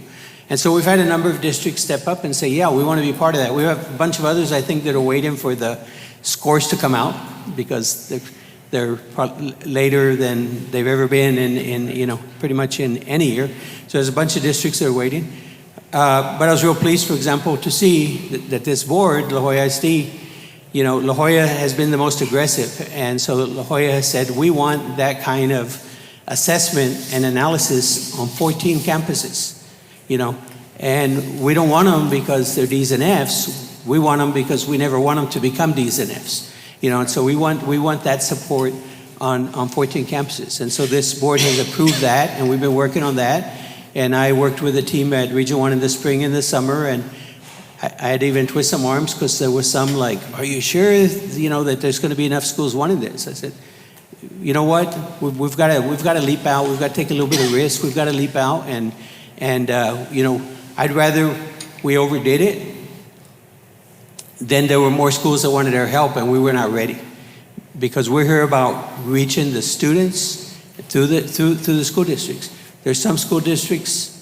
Maybe fine, maybe not interested, whatever. But I was real proud, and excited to see that that this district, reached out in that way.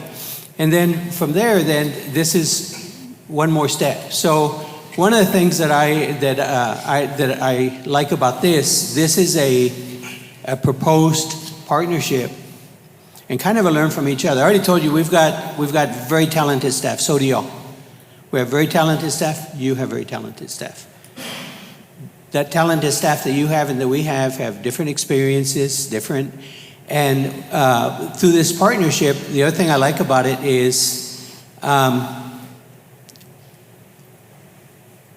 this is going to really put on us as a service center the real feel of accountability, because if we're going to be operating a few of your campuses, then it's no longer, well, we helped them and they didn't get it or whatever. No, we own the grades of those campuses along with you, right? They're still LJISD, but Region 1 got in there and operated those. And so it's a risk on our end. And so we're going, but I think it also will inform Region 1, because right now we advise districts, we consult, we advise campuses. Well, now we're going to be looking at, if this is approved, then we'll be needing to walk the walk and not just talk the talk, if you understand what I'm saying. So we would be basically now, what does it mean? The principal's still there, the teachers are there. It means that somebody from Region 1 will become the supervisor for those campuses and work deeply on the curriculum and instruction. Now, our plan is not, a lot of times in these situations, and these kind of partnerships exist all over the state right now, not so much in the Valley right now, but in many places in the state they exist. And sometimes in the most common scenario, those partnerships are very isolated from the district, right? In this case, we're talking about meeting and planning with your leadership team. We're talking about communicating. We're talking about sharing what we learn, learning what y'all have, and everything else. And so that both sides gain in terms of knowledge and skill and information like that. And so like I said, in effect, if this would be approved, then Region 1 would be operating four of your campuses and be accountable for those. Your leadership team would be in charge of overseeing all the others. Now, they would still oversee our work. How? Performance management. Are they achieving the goals? And those reports would come back, would come back to this board. I presented this, when this came up to me, I visited with the commissioner. And I said, Commissioner, this is coming before me. And I've got some other things that I'm looking at around the region. One of my passions is dropout work and dropout recovery and things like that. And in some of those areas, versus just telling everybody kind of what to do, where there's a need, I want to dig in. I'm always used to, like, let's dig in and let's get it done. And so I was sharing with the commissioner this concept of Region 1 maybe operating some schools, whether it be dropout recovery type or this type of a situation, whatever. And he got pretty excited. He said, Dr. King, I've always thought service centers should do something like this. And get in there, roll up their sleeves, and get in the game right with the districts and take some ownership.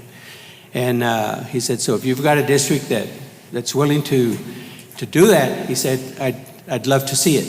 And so that's kind of the overall plan. The employees would still all be your employees. The teachers would still have their Chapter 21 contracts. HR issues would still run through your HR office and all those kind of things. What we would have is we would direct the instructional program with the students and all of those things. The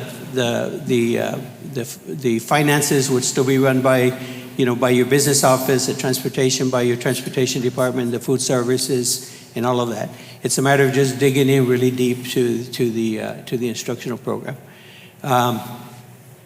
I don't know, Mr. Gonzalez, anything you want to add? Anything I haven't covered that you want me to cover? Anything that? If we could reiterate that this board will own the results. This board will set the goals and the expectations, right?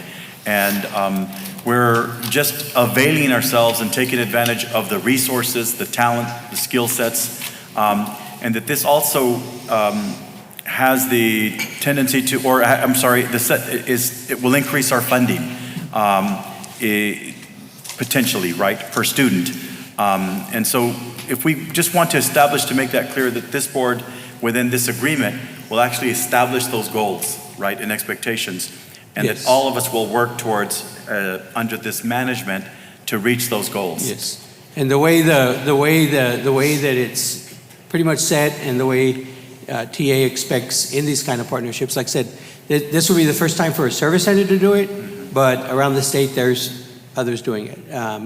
It's often nonprofits, or it might be charter operators. There's been a few cases where it was there was a case, I think, up in Waco, where it was kind of run through a nonprofit that the city set up or something like that. So there have been all different kinds of ways it's been doing it. So one of TA's expectations is it to be a multi-year agreement. And so one of their expectations, their minimum, for them is 3 years. And so their expectation is like a 3 to 5 with an annual review. And there's out clauses if if there's performance, or certainly if there's, violations of, federal policies or state policies or, board, school board policies that are severe or whatever, then there's the potential for that. But there'd be an annual review, and then, each year would be kind of okay, this was our goal, what's the progress? And then, what's the plan for next year from there based on that progress or lack thereof, right? Right. I also wanted to reiterate that every district in our great state of Texas has the option to do this. I think, and we have our attorney here, but I think going way back to 1995, there's precedent or law that would allow a district, Mr. Castillo and Jerry that's also here, that would allow a district to do this. We can't be turned down by the state. Essentially, it's our privilege and our right. If we want to try something with any of our campuses that's innovative like this application or request to the state cannot be denied. Such so that, again, we would be just exercising our right and the law, the ed code, to be innovative and partner with either the non-for-profit or a business. In this case, Region 1, which currently is being led by one of the most successful and well-known superintendents in Texas, and certainly one that's come out of South Texas. And so I want to also share, Dr. King, that it's been a privilege to be working with you.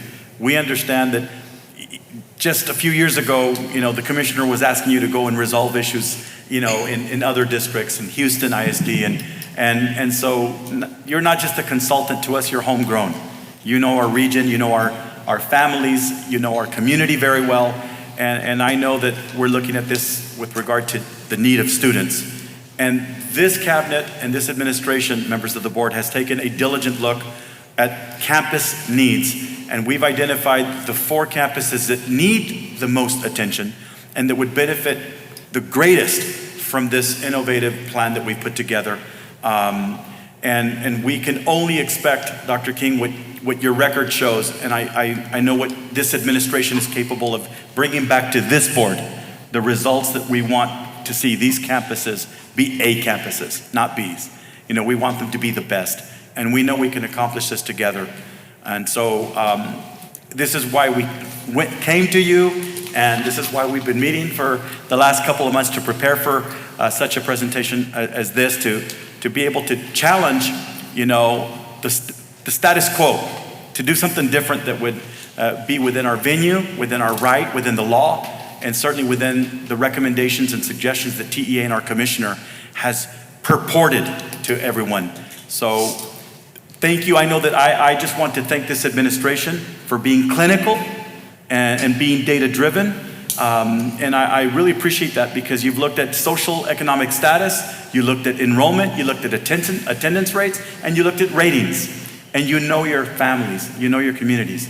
And we believe that if the board moves forward with this, that this board will own the results every year. There'll be an annual review to this plan. So if it moves forward the way this board wants, then we continue and we move forward with each annual review. Let me just add, I've been part of the meetings with Dr. King and his staff since the beginning. And for me, it's very exciting to see this opportunity for our district. I'm going to quote you on something you said, Dr. King, in one of your presentations not too long ago. You said, we can't fix today's problems with traditional ways of thinking. We got to be innovative. And this, for me, and as a board, is one way to be innovative, to give our students the best education possible, and make sure, this is just an exciting moment for me, and I can say for our colleagues, but our motto here at La Jolla ISD is student focused, data driven, and now what we want is results oriented. And I think that with this partnership, we're going to get to where we need to be as a district, and I know that our students will benefit from this. And I want to thank you, and hopefully here very soon, welcome you to the La Jolla ISD family. I do want to mention one more thing, and then I don't know, there may be questions or anything from board members or whatever, but in taking this on, I could, there's nothing in it for me except my belief that we'll see student growth, right? I could sit over there at Region 1 and operate and send people out to give technical assistance and sign contracts with districts for different things, and go home every day at 5 and leave everything else up to y'all and up to the other districts. So, like I said, it hasn't been done before, but I'm willing to kind of put it on the line and take that risk and say, you know what, I'm willing to jointly own with this school district, or if another school district asks or whatever, I'm willing to jointly own the responsibility to improve student performance, to improve student outcomes, to improve the future potential for the young people of this community. So, Any questions? Thank you Just for being here. on timelines, what are we looking at? Is it, because are we looking at starting soon? So or we're a year from now? at the Is there service an center. application? At the service center, we're ready to roll as soon as the board approves it. So I've got staff that have been studying the data very deeply of the schools that the administration has suggested. I've got staff that's been meeting with your leadership team to understand more about your district and your district operations. So we're ready to roll whenever the green light is given. So that's up to y'all. But the request for us to at least propose to the board was to engage this year.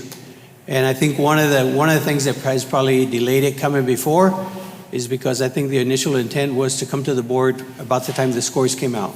Right. Well, the scores got pushed back again, and but I think that it seems like the thinking was, well then, let's not wait. There's a pretty good idea of which are the campuses that need the help, and they've done all kinds of analysis. So, like I said, we're ready to roll. We've got staff that's been gearing up and planning that's ready to roll if and when this board approves. So. I would like to bring it to the next board Yes. meeting for approval. On the partnership guidelines, I don't know if you're moving in the direction of having a partnership in the sense of the 1882. Mm-hmm. I haven't heard you say that. Right. But I know that in the strategic plan, it does have that in there. Mm-hmm. So are we looking at 1882 at this time, So- or is that something different? So that we're the talking about? partnership would be however the district wants it to do. So there's 3 levels of partnership. And one, if the district was to want to go to that ultimate, which generates the extra I revenue. think that and takes too much. that would be something that would probably be for the next year, okay? If the district wanted to do that. So what we're talking about is a basic, which has always been So you're allowable. focusing on the instructional piece, Right. not everything right. else. And even if we went to the other things, we would still, because you can frame, even if you did an 1882, you can frame the parameters and the objectives and the goals and what is going to be, what is the district going to be responsible for and what is the operator going to be. So basically we're talking, so there's 3 levels that you can do. And we're talking about the most basic level, which is a performance operating contract.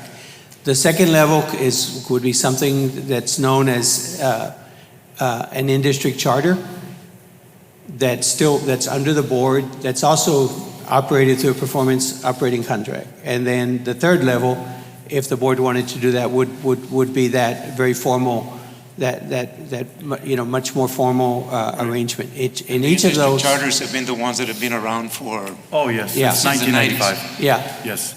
And you can have it by program or by campus. Right, right. But Very the true. district can choose to. And actually, all three of those potential arrangements can be by campus or can be by program. So you're correct, Dr. Zamora, about that. But the So this is 1882 not does the stay. 1882? That one can also be by campus or by program.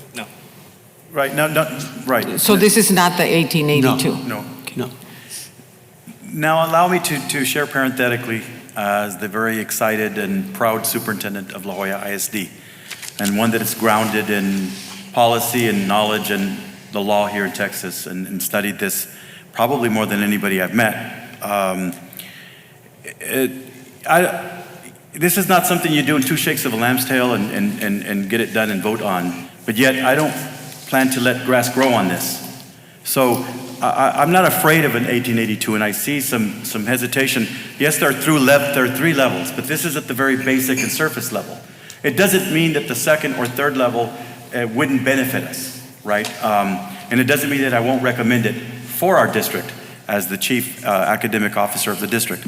But we do want to move forward expeditiously because we've worked so hard to get to this point. And so I would like to, by next board meeting, come for an action item that would set all three of the levels and the implications that you might be wondering about at level 1 or level 2. And so the board would be fully informed as to what implications there are for each of those levels of relationships. But to accomplish what we want to, we could do it with either of the three, right? And so, Mr. President and members of the board, by our next board meeting, we will come back with an action item, but with a very detailed presentation to this board with each of the options that we have and the implications for this year and for the future and the history of this district. And so, Dr. King, I thank you for being here today and setting the foundation for what will be an action item at our next board meeting. Thank you. Thank you. Thank you, Dr. King. Thank you for being here. Thank you.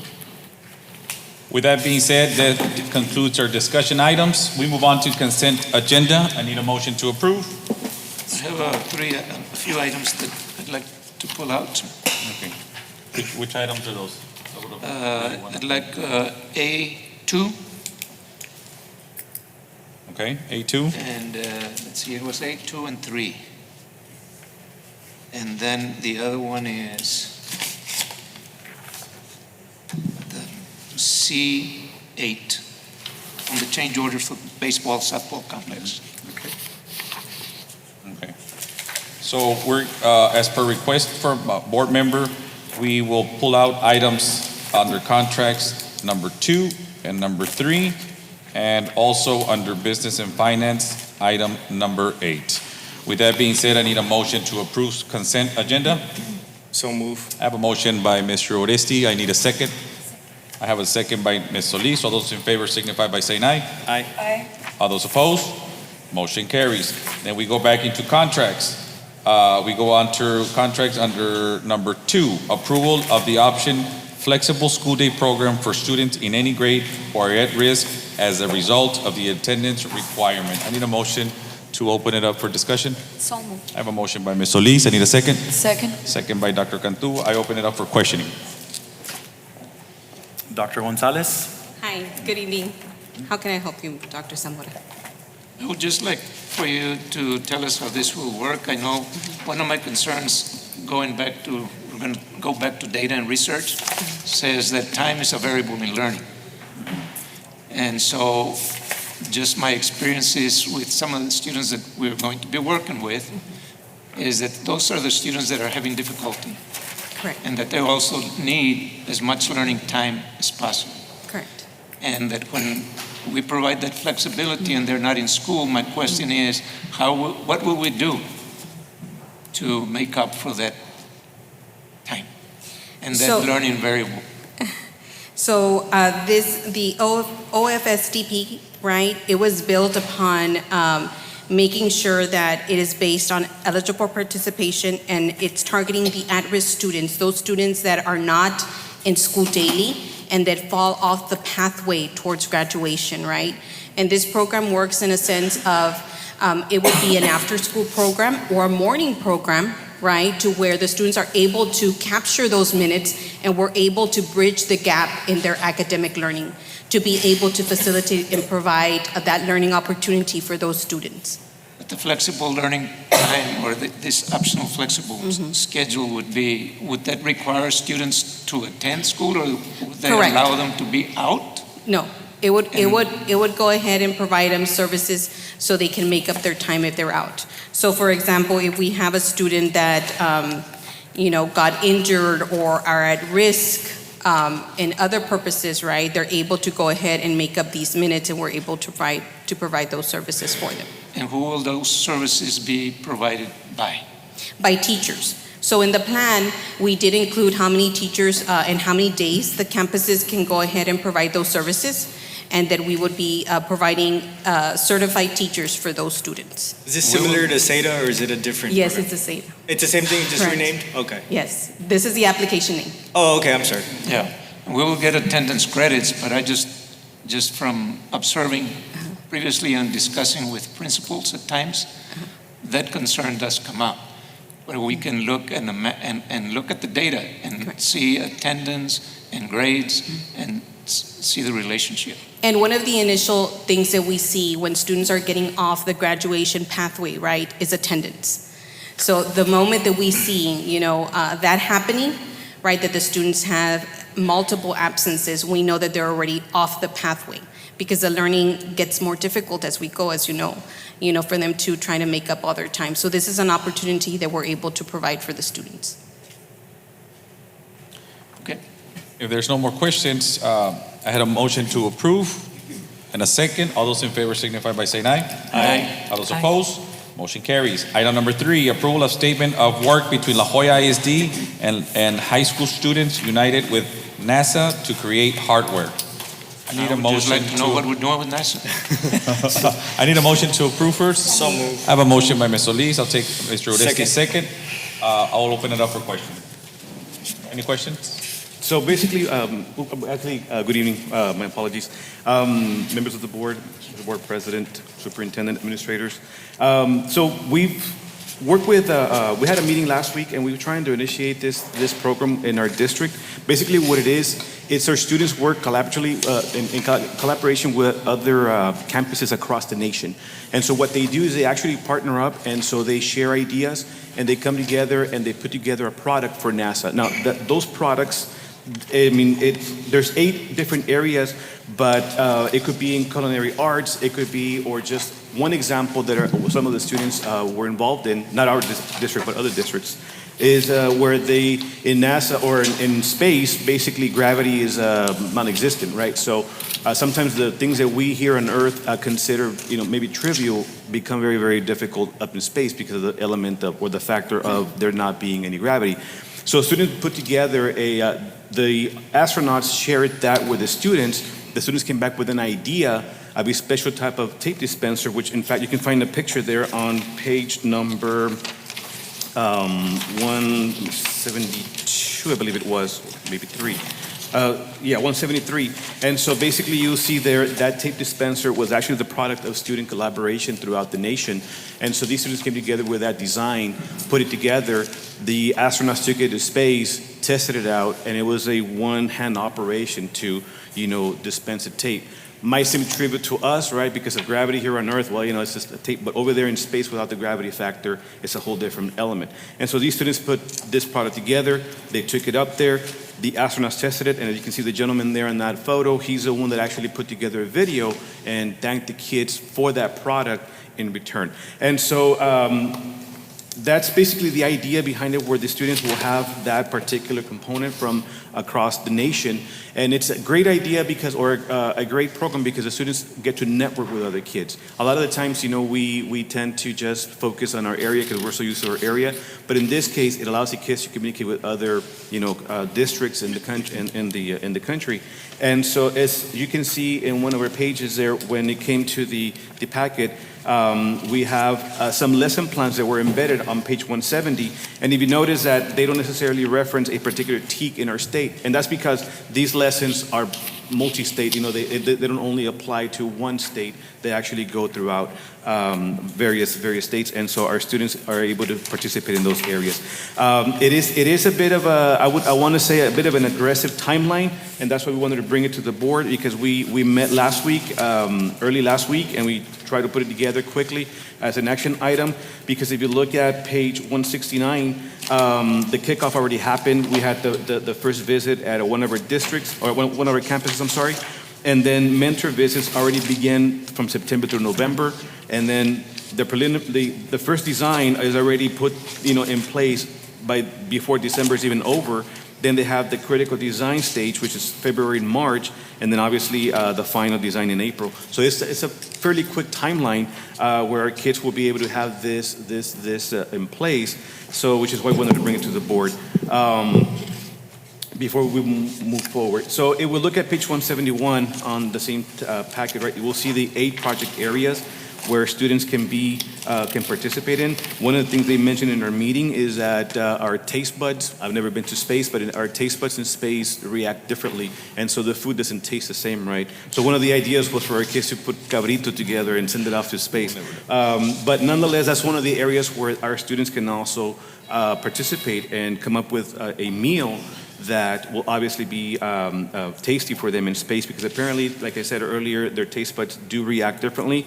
And so they'll have a chance to be a part of this. As you can see in those 8 project areas, it's very comprehensive. It's not just in the area of biomedical. In other words, it covers, software, which is coding, and then it covers hardwares and obviously design and prototypes. I think it's a very intense program, and I think our kids will benefit not only from the program itself, but just the idea of collaborating with other students in the nation, which I think that's a paramount skill that we would love our kids to have.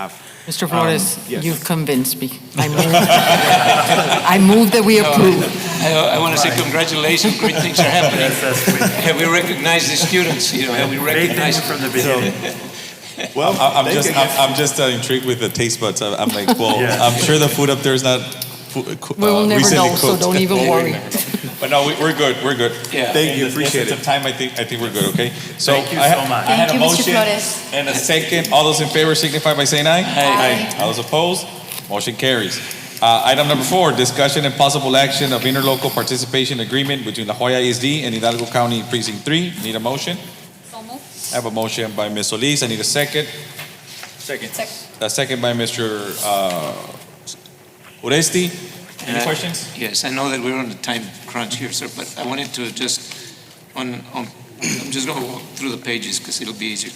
So on page 185, it has cost numbers. Are those cost numbers to the county or cost numbers to the district? Board President, Superintendent of Schools, and esteemed board members. So what you have in front of you are 3 set of documents. One of them, of course, is a improvement or overlay cost. That is just an analysis that was done by the county. Then the second document is an interlocal from the county. And then the third is some striping that we're hoping to move forward with, which is our crosswalks and so forth. I would like to address the contract first, if you have any questions. I do have Mr. Salazar here, if you have any questions. Yeah, I have 3 points, or number 4, 6, and 9 that I want to talk about. Whenever you're ready to take questions. Well, any questions on the contract itself? Well, I just had the same question, just clarification on the cost. Is the cost to the district or is it the cost to the county? It depends on which one are you talking about, trustee. Are we going with the overlay project? On page 185, where it says employee labor, equipment cost, and material Right. costs. Yes, that would be cost of the district. All of So- it? Yes, that would be cost of the district. So what's the impetus for getting this item to us to fund this? I'm going to let Mr. Ochoa take over. Sorry, let me explain this. So there's 3 sets of documents, right? In front of you, you have the overlay expenditures. So what we decided to do is take a look at the district and its needs on the roads that are within the district. So that's a set aside. That's just an explanation of cost to the district, and of course the part that the Precinct 3 is inputting on their behalf of a cost. So that's why I say that there's three documents with you. One of them is the overlay document, and it's an estimated labor and cost of materials. And then the other one is the striping, which indicates different schools that will be striped throughout the district. Those are the 2 pages or documents that have numbers.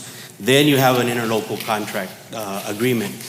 So I wanted to start off first with the interlocal contract agreement, if I may. So if you take a look at the contract, it's a contract between the county, that's page 195, between Precinct 3 and the school district. What is the importance of the interlocal is to be and have access to different labor costs and equipment from Precinct 3. Okay, some of the streets that we're talking about here may be school district streets, but then others may be county or city. Correct. And so are you differentiating What we're providing, who's responsible for what? Because let's take La Jolla, the Coyote Drive. Yeah. Coyote Drive is a city street, right? I believe Leo is a city street to a certain point. So who's responsible?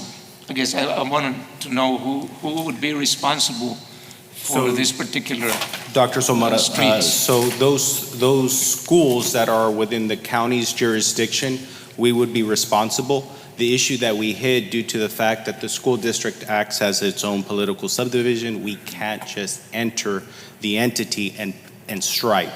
As long as there is an agreement, an interlocal agreement, we will take the cost for striping. We'll absorb that cost for striping to provide assistance to those school districts or those schools that are in the rural areas of the precinct.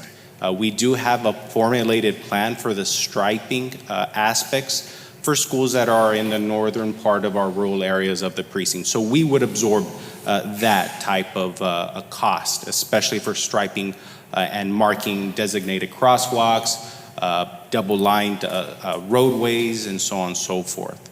So we would absorb those costs in the county rural areas within the school. So then in approving this, we're not approving the 457,000? No, Dr. Benavides. So the interlocal agreement in reality, so my background is in public safety. I do handle safety operations. I did have the honor to work with Dr. Zamora in his other elected capacity with the irrigation district. So the interlocal agreement is really just that binding agreement that you already do have one already in effect with the constable's office that provides a truancy and delinquency officer. This interlocal agreement will give us the authority to provide assistance not only during traffic mitigation, traffic operations, but major disasters, events that you all are having that you might need equipment, might need support. We do have drones within our precinct. So this just gives us the authority to provide assistance to the school district on a case-by-case, incident-by-incident, and event-by-event. Event meaning an event that's created by the school district, an incident being a natural disaster or a capital investment where either you're going to utilize a private construction company for roads and bridges infrastructure, or you're going to go with a county. This is just an interlocal agreement that we're going to work together from today to the near future. And I was the one that submitted the interlocal agreement to county legal. So there are certain parameters that come into play. You can have this interlocal agreement come in by a year, meaning that it's going to be renewed every year, every 3 years, or every 5 years. So it all depends on what the board is wanting to move on with. And I will tell you this, my background is not in roads and bridges, it's public safety. I utilize support factors from our roads and bridges department that did get this compilement of information for you all to review. But this 400,000 is not saying, hey, we're going to agree on this. No, we're agreeing on the interlocal to provide assistance on a case-by-case, incident-by-incident, and event-by-event. Just in case something happens. So what is it costing La Jolla ISD? For what type of cost? In agreeing or in approving this, what's the cost? There's no cost. There is no cost on agreeing on this interlocal. It's in case something In happens. case it could potentially cost that. Well, but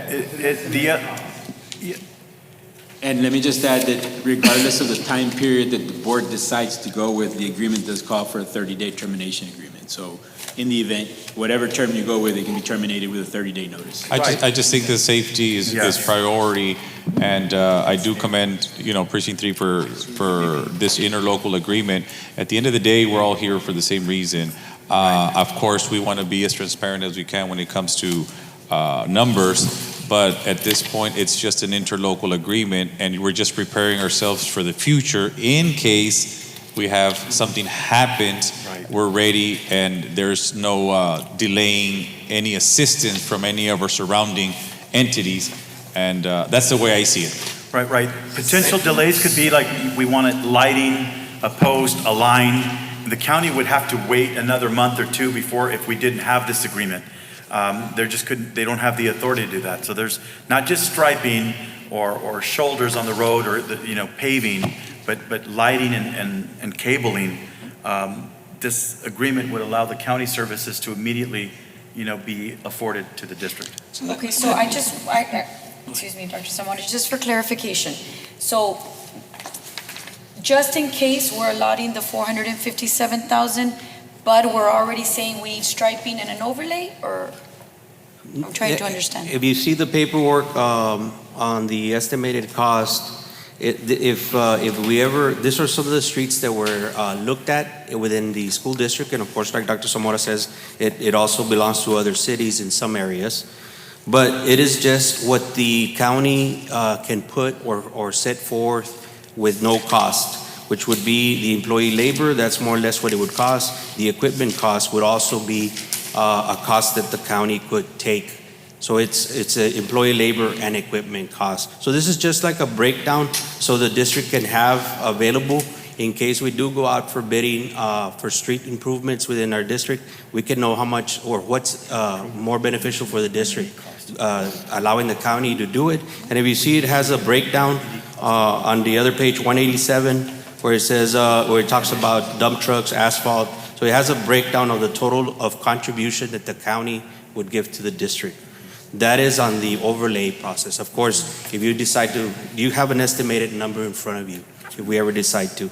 And then on the other one, on the striping, the county has already started striping schools around our district, and it's a list of the schools that are next, which is from 189 to I guess the following series of numbers. But it's also showing you what the contribution of the county is putting for striping all the schools in our area. So in approving this agreement, it would be to provide an overlay on College Street, Allen, Birch, Romo, and Leo Street. That's what this agreement is specifically. This agreement is just a discussion and action, possible action of an interlocal participation with Precinct 3. The following information is just for reference of if we do wish to go into interlocal, it shows you a breakdown of how the things are possible. I think for the board's clarification, I think it'd be very simple just to say to approve the interlocal agreement with the condition that any costs or any projects moving forward would be brought to the board for approval. Yeah, and I think that to me the concern has been here in terms of which streets are we required to do that work on? Is it our responsibility, or is it the cities, or is it the county? Well, right now I'm thinking that the county's here. That's just the county right now, because we don't know, because I will say this, I see Benson here, which is a concern, and I am glad you all are addressing it now, because traffic there in pickup lines gets really bad. Memorial is one, but I don't think that falls into the county. I think that's the city of Mission. But you all are here trying to do an interlocal so that you all can help us in these schools. And I think it's a good thing. Now, if other schools fall into the realms of Mission or Palmview or whatever, well, then they need to come here also and do their part so that we are able to make sure that their schools are safe, our crosswalks are safe, and moving forward. But I think this is a good idea, as long as I think we bring any projects moving forward to the board for approval, and that's it. Yeah, and so I would say that, and I'll tie it to the questions that I had on the agreement, if you don't mind. So if you look on item number 4, on that agreement, the parties may collaborate on projects, initiatives, or programs so that whenever that is going to occur, that they get brought to the board. To the board, yeah, that's good. So that would be included there. Number 6, I think you've answered the question, because on funding and resources, we've discussed that. So you've answered that. Now the other one that I usually like to look at, indemnification.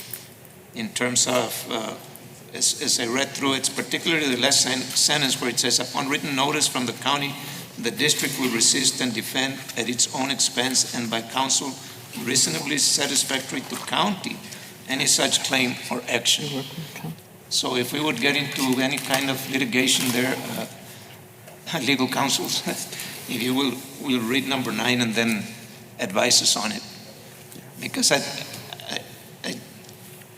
think it merits attention. Number 9 is just an indemnification clause that you find in every contract that comes before this board. Right, it's boilerplate Basically, language. something happens on your property, you're gonna have to defend your own lawsuit. The county's not gonna do that. It doesn't contain any form of legal representation. No, but the last sentence there. Yeah, that's what it says. It says you're gonna have, if anything happens on your project, on your property, you're gonna have to provide your own legal defense and representation. And then what It's the about, same and by paragraph that you find counsel? in all contracts, yes. Yeah, but then it adds, and by counsel reasonably satisfactory to county. Does that mean that whoever we use as counsel will have to be approved by the county? No, not necessarily. No. So can we delete that phrase? Because that gives the appearance, at least It to wouldn't be me. necessary to release, it's boilerplate language in the contract. It's not that it's boilerplate language, right, but it's- the county's not gonna have to approve any legal counsel on behalf of the district. Well, I just want to make that clear, that be clear, you know, that we have our counsel, and it doesn't have to be approved by them. So, Dr. Zamora, this is a draft from our legal team for review from the district's respective legal team. If there are changes that are necessary, they can come back to our office, and then we can forward it to county legal. That doesn't hold us back, it doesn't restrain us, but I would tell you this is common terminology that comes from our county attorney's office. And I have read it, and I didn't find any legal objections to the document. So- Document, interlocal agreement, giving the county authority to be on school property.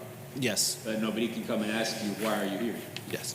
And it's the same type of format that you utilize with the constable's office, precinct 3, for that truancy and delinquency. Very similar. Very similar.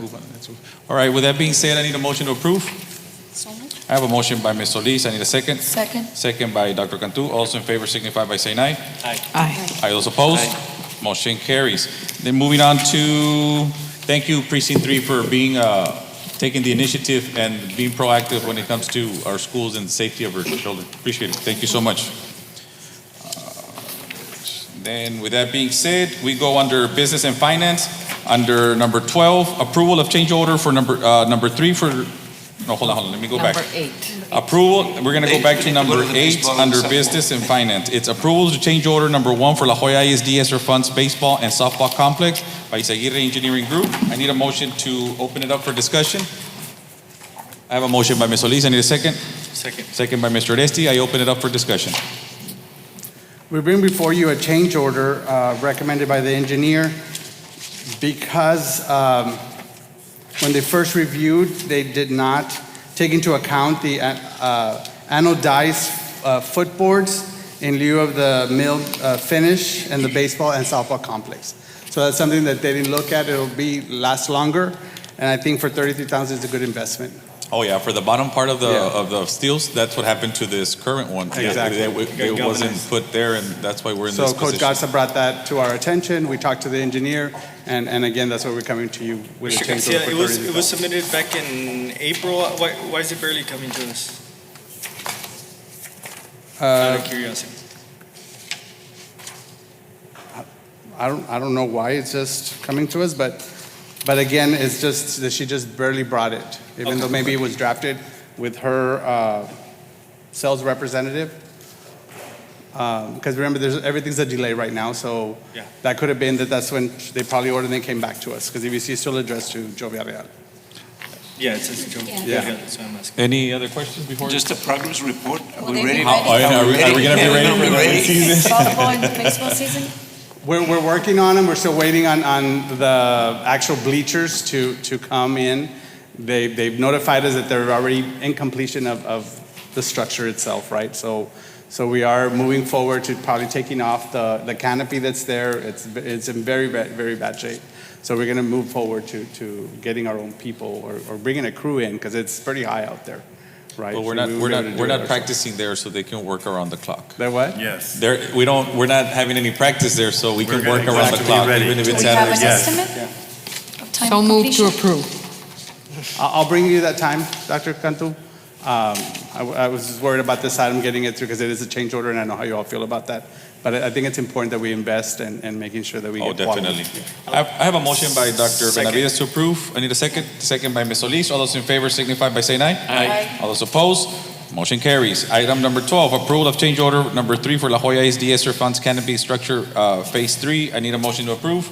So move. I have a motion by Mr. Oresti. I need a second. Second. Second by Dr. Cantu. All those in favor signify by saying aye. Aye. All those opposed, motion carries. Item number 13, approval to accept donation from CB3 with In-Cause Inc. to Juarez Lincoln High School. I need a motion to approve. So move. I have a motion by Ms. Solis. I'll take Dr. Benavides as second. All those in favor signify by saying aye. Aye. All those opposed, motion carries. Under letter E, Human Resources, item number 1, approval of maximum class size exception. I need a motion to approve. I'd like to discuss that. Okay, you have a motion to, okay, I have a motion to discuss that item by Dr. Cantu. I have a second by Ms. Solis. I'll open it up for discussion. With us, Dr. Villarreal.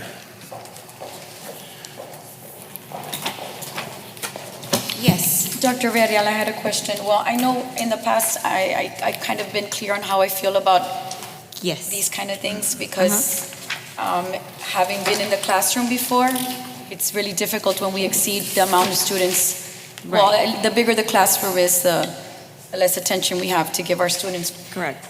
My concern is most of the classrooms here that are surpassing the ratio are pre-Ks and our kindergarten classrooms. That is correct. If you see the breakdown there. Right. And it's by For area. example, and this is just, maybe you can clarify, on JFK, we've got 3 pre-K3, pre-K4 classrooms, each with, well, one of them has 8 more than the 22, the other one has 6, the other one has 5. If we combine those, that's a classroom of 19. Are we trying to do these kind of things where we can adjusting the numbers that way when it's possible, like I mean, like in this case? Absolutely, we did. We've worked on that. One of the things I do want to say is this is just the teacher in itself. We're not including the instructional assistant. When you add the instructional assistant, the ratio is a little bit different. We Right. do have to report it by the teacher, Right. not necessarily Right, the additional adult. and I know that, but I also know that, I mean, because it doesn't mean that we can have 60 with 3 adults. Correct. You know, it's still not Correct. conducive to learning. Right. So I was just wondering, like I said, with the JFK, if it was possible, if we can work on trying to reduce those numbers by, I mean, is that a possibility of adding a classroom there? Absolutely. We've been monitoring those numbers and we've been adding vacancies to these classrooms. I know that that's something that we've been working on. As a matter of fact, because the report says as of September 19, I know that we've already added additional vacancies to some of these classrooms in itself. Yes. So the pre-K3, you said has assistants? Correct. 1. It's an 18 to 2 ratio. So 18 to 2. Yes. In some instances, we. What about kindergarten? In kindergarten, it just depends on. They do not have assistants. No. Because we have 2 classrooms with 30.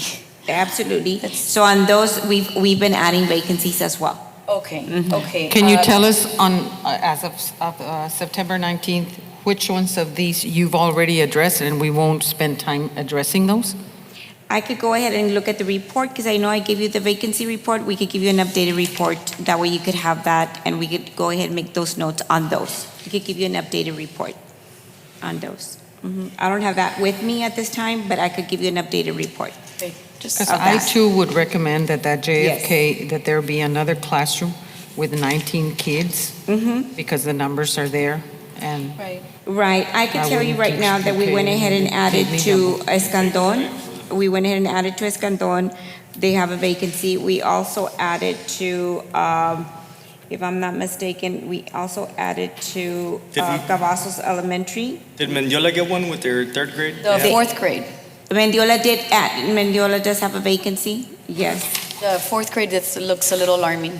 30. And then they also. Yeah, because they're tested. It's because the 3rd and the 4th grade are Correct. tested. And Mendiola also has a vacancy there. We also have a vacancy at, let me see, at Cavazos as well. When you see that, these numbers, we also have a vacancy there.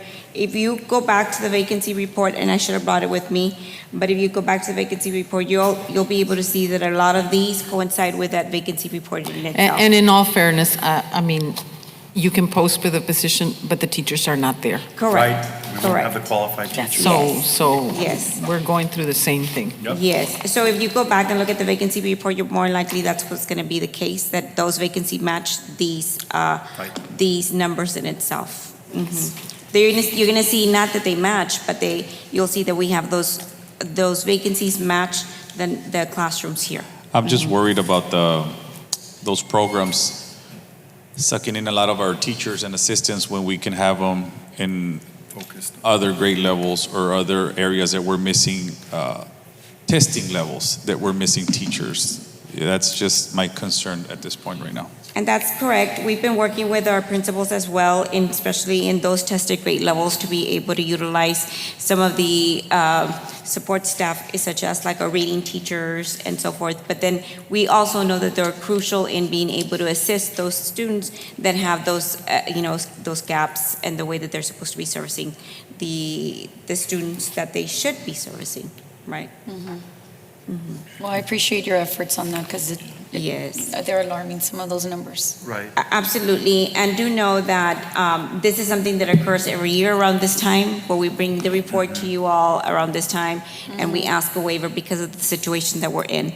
But we're doing everything that we can to be able to fill these vacancies as well and improve these numbers. Right, Dr. Villarreal and Dr. Cantu, thank you so much as educators that you're sensitive to that. The strain that this causes just on teachers and even students. The student learning is not to the maximum. The teacher's efforts can't be fully taken advantage of either. The other element that I think that President Cantu just brought forward was that the cost effectiveness of this. We please make a parenthetical note that when our partnership with Head Start has been compromised because Head Start officials at this point have not fulfilled their part of the bargain with our contract with regard to providing qualified credentialed teachers, it's straining our district. And in more ways, we're already getting just a half of FTE funding. And now when we don't get qualified teachers, we don't get any funding. And now we're still trying to ameliorate the problem by doing what we do best. And we do need your approval tonight with regard to the extension waiver that we have to submit. But we're doing the best that we can. In the future, I don't believe that, especially now that we have a deficit, we still have $15 million or so to worry about bringing to a balanced budget and reducing that. Pre-K3 is something that is advisable when we have funding from the state or feds, when we have a surplus and not a deficit. And so in the future, it's something that we have to consider perhaps not doing, because we can't afford it. We simply can't afford it, and it draws away from our focus where we should be better preparing our pre-K4 or kinder and onwards. So. Any other questions?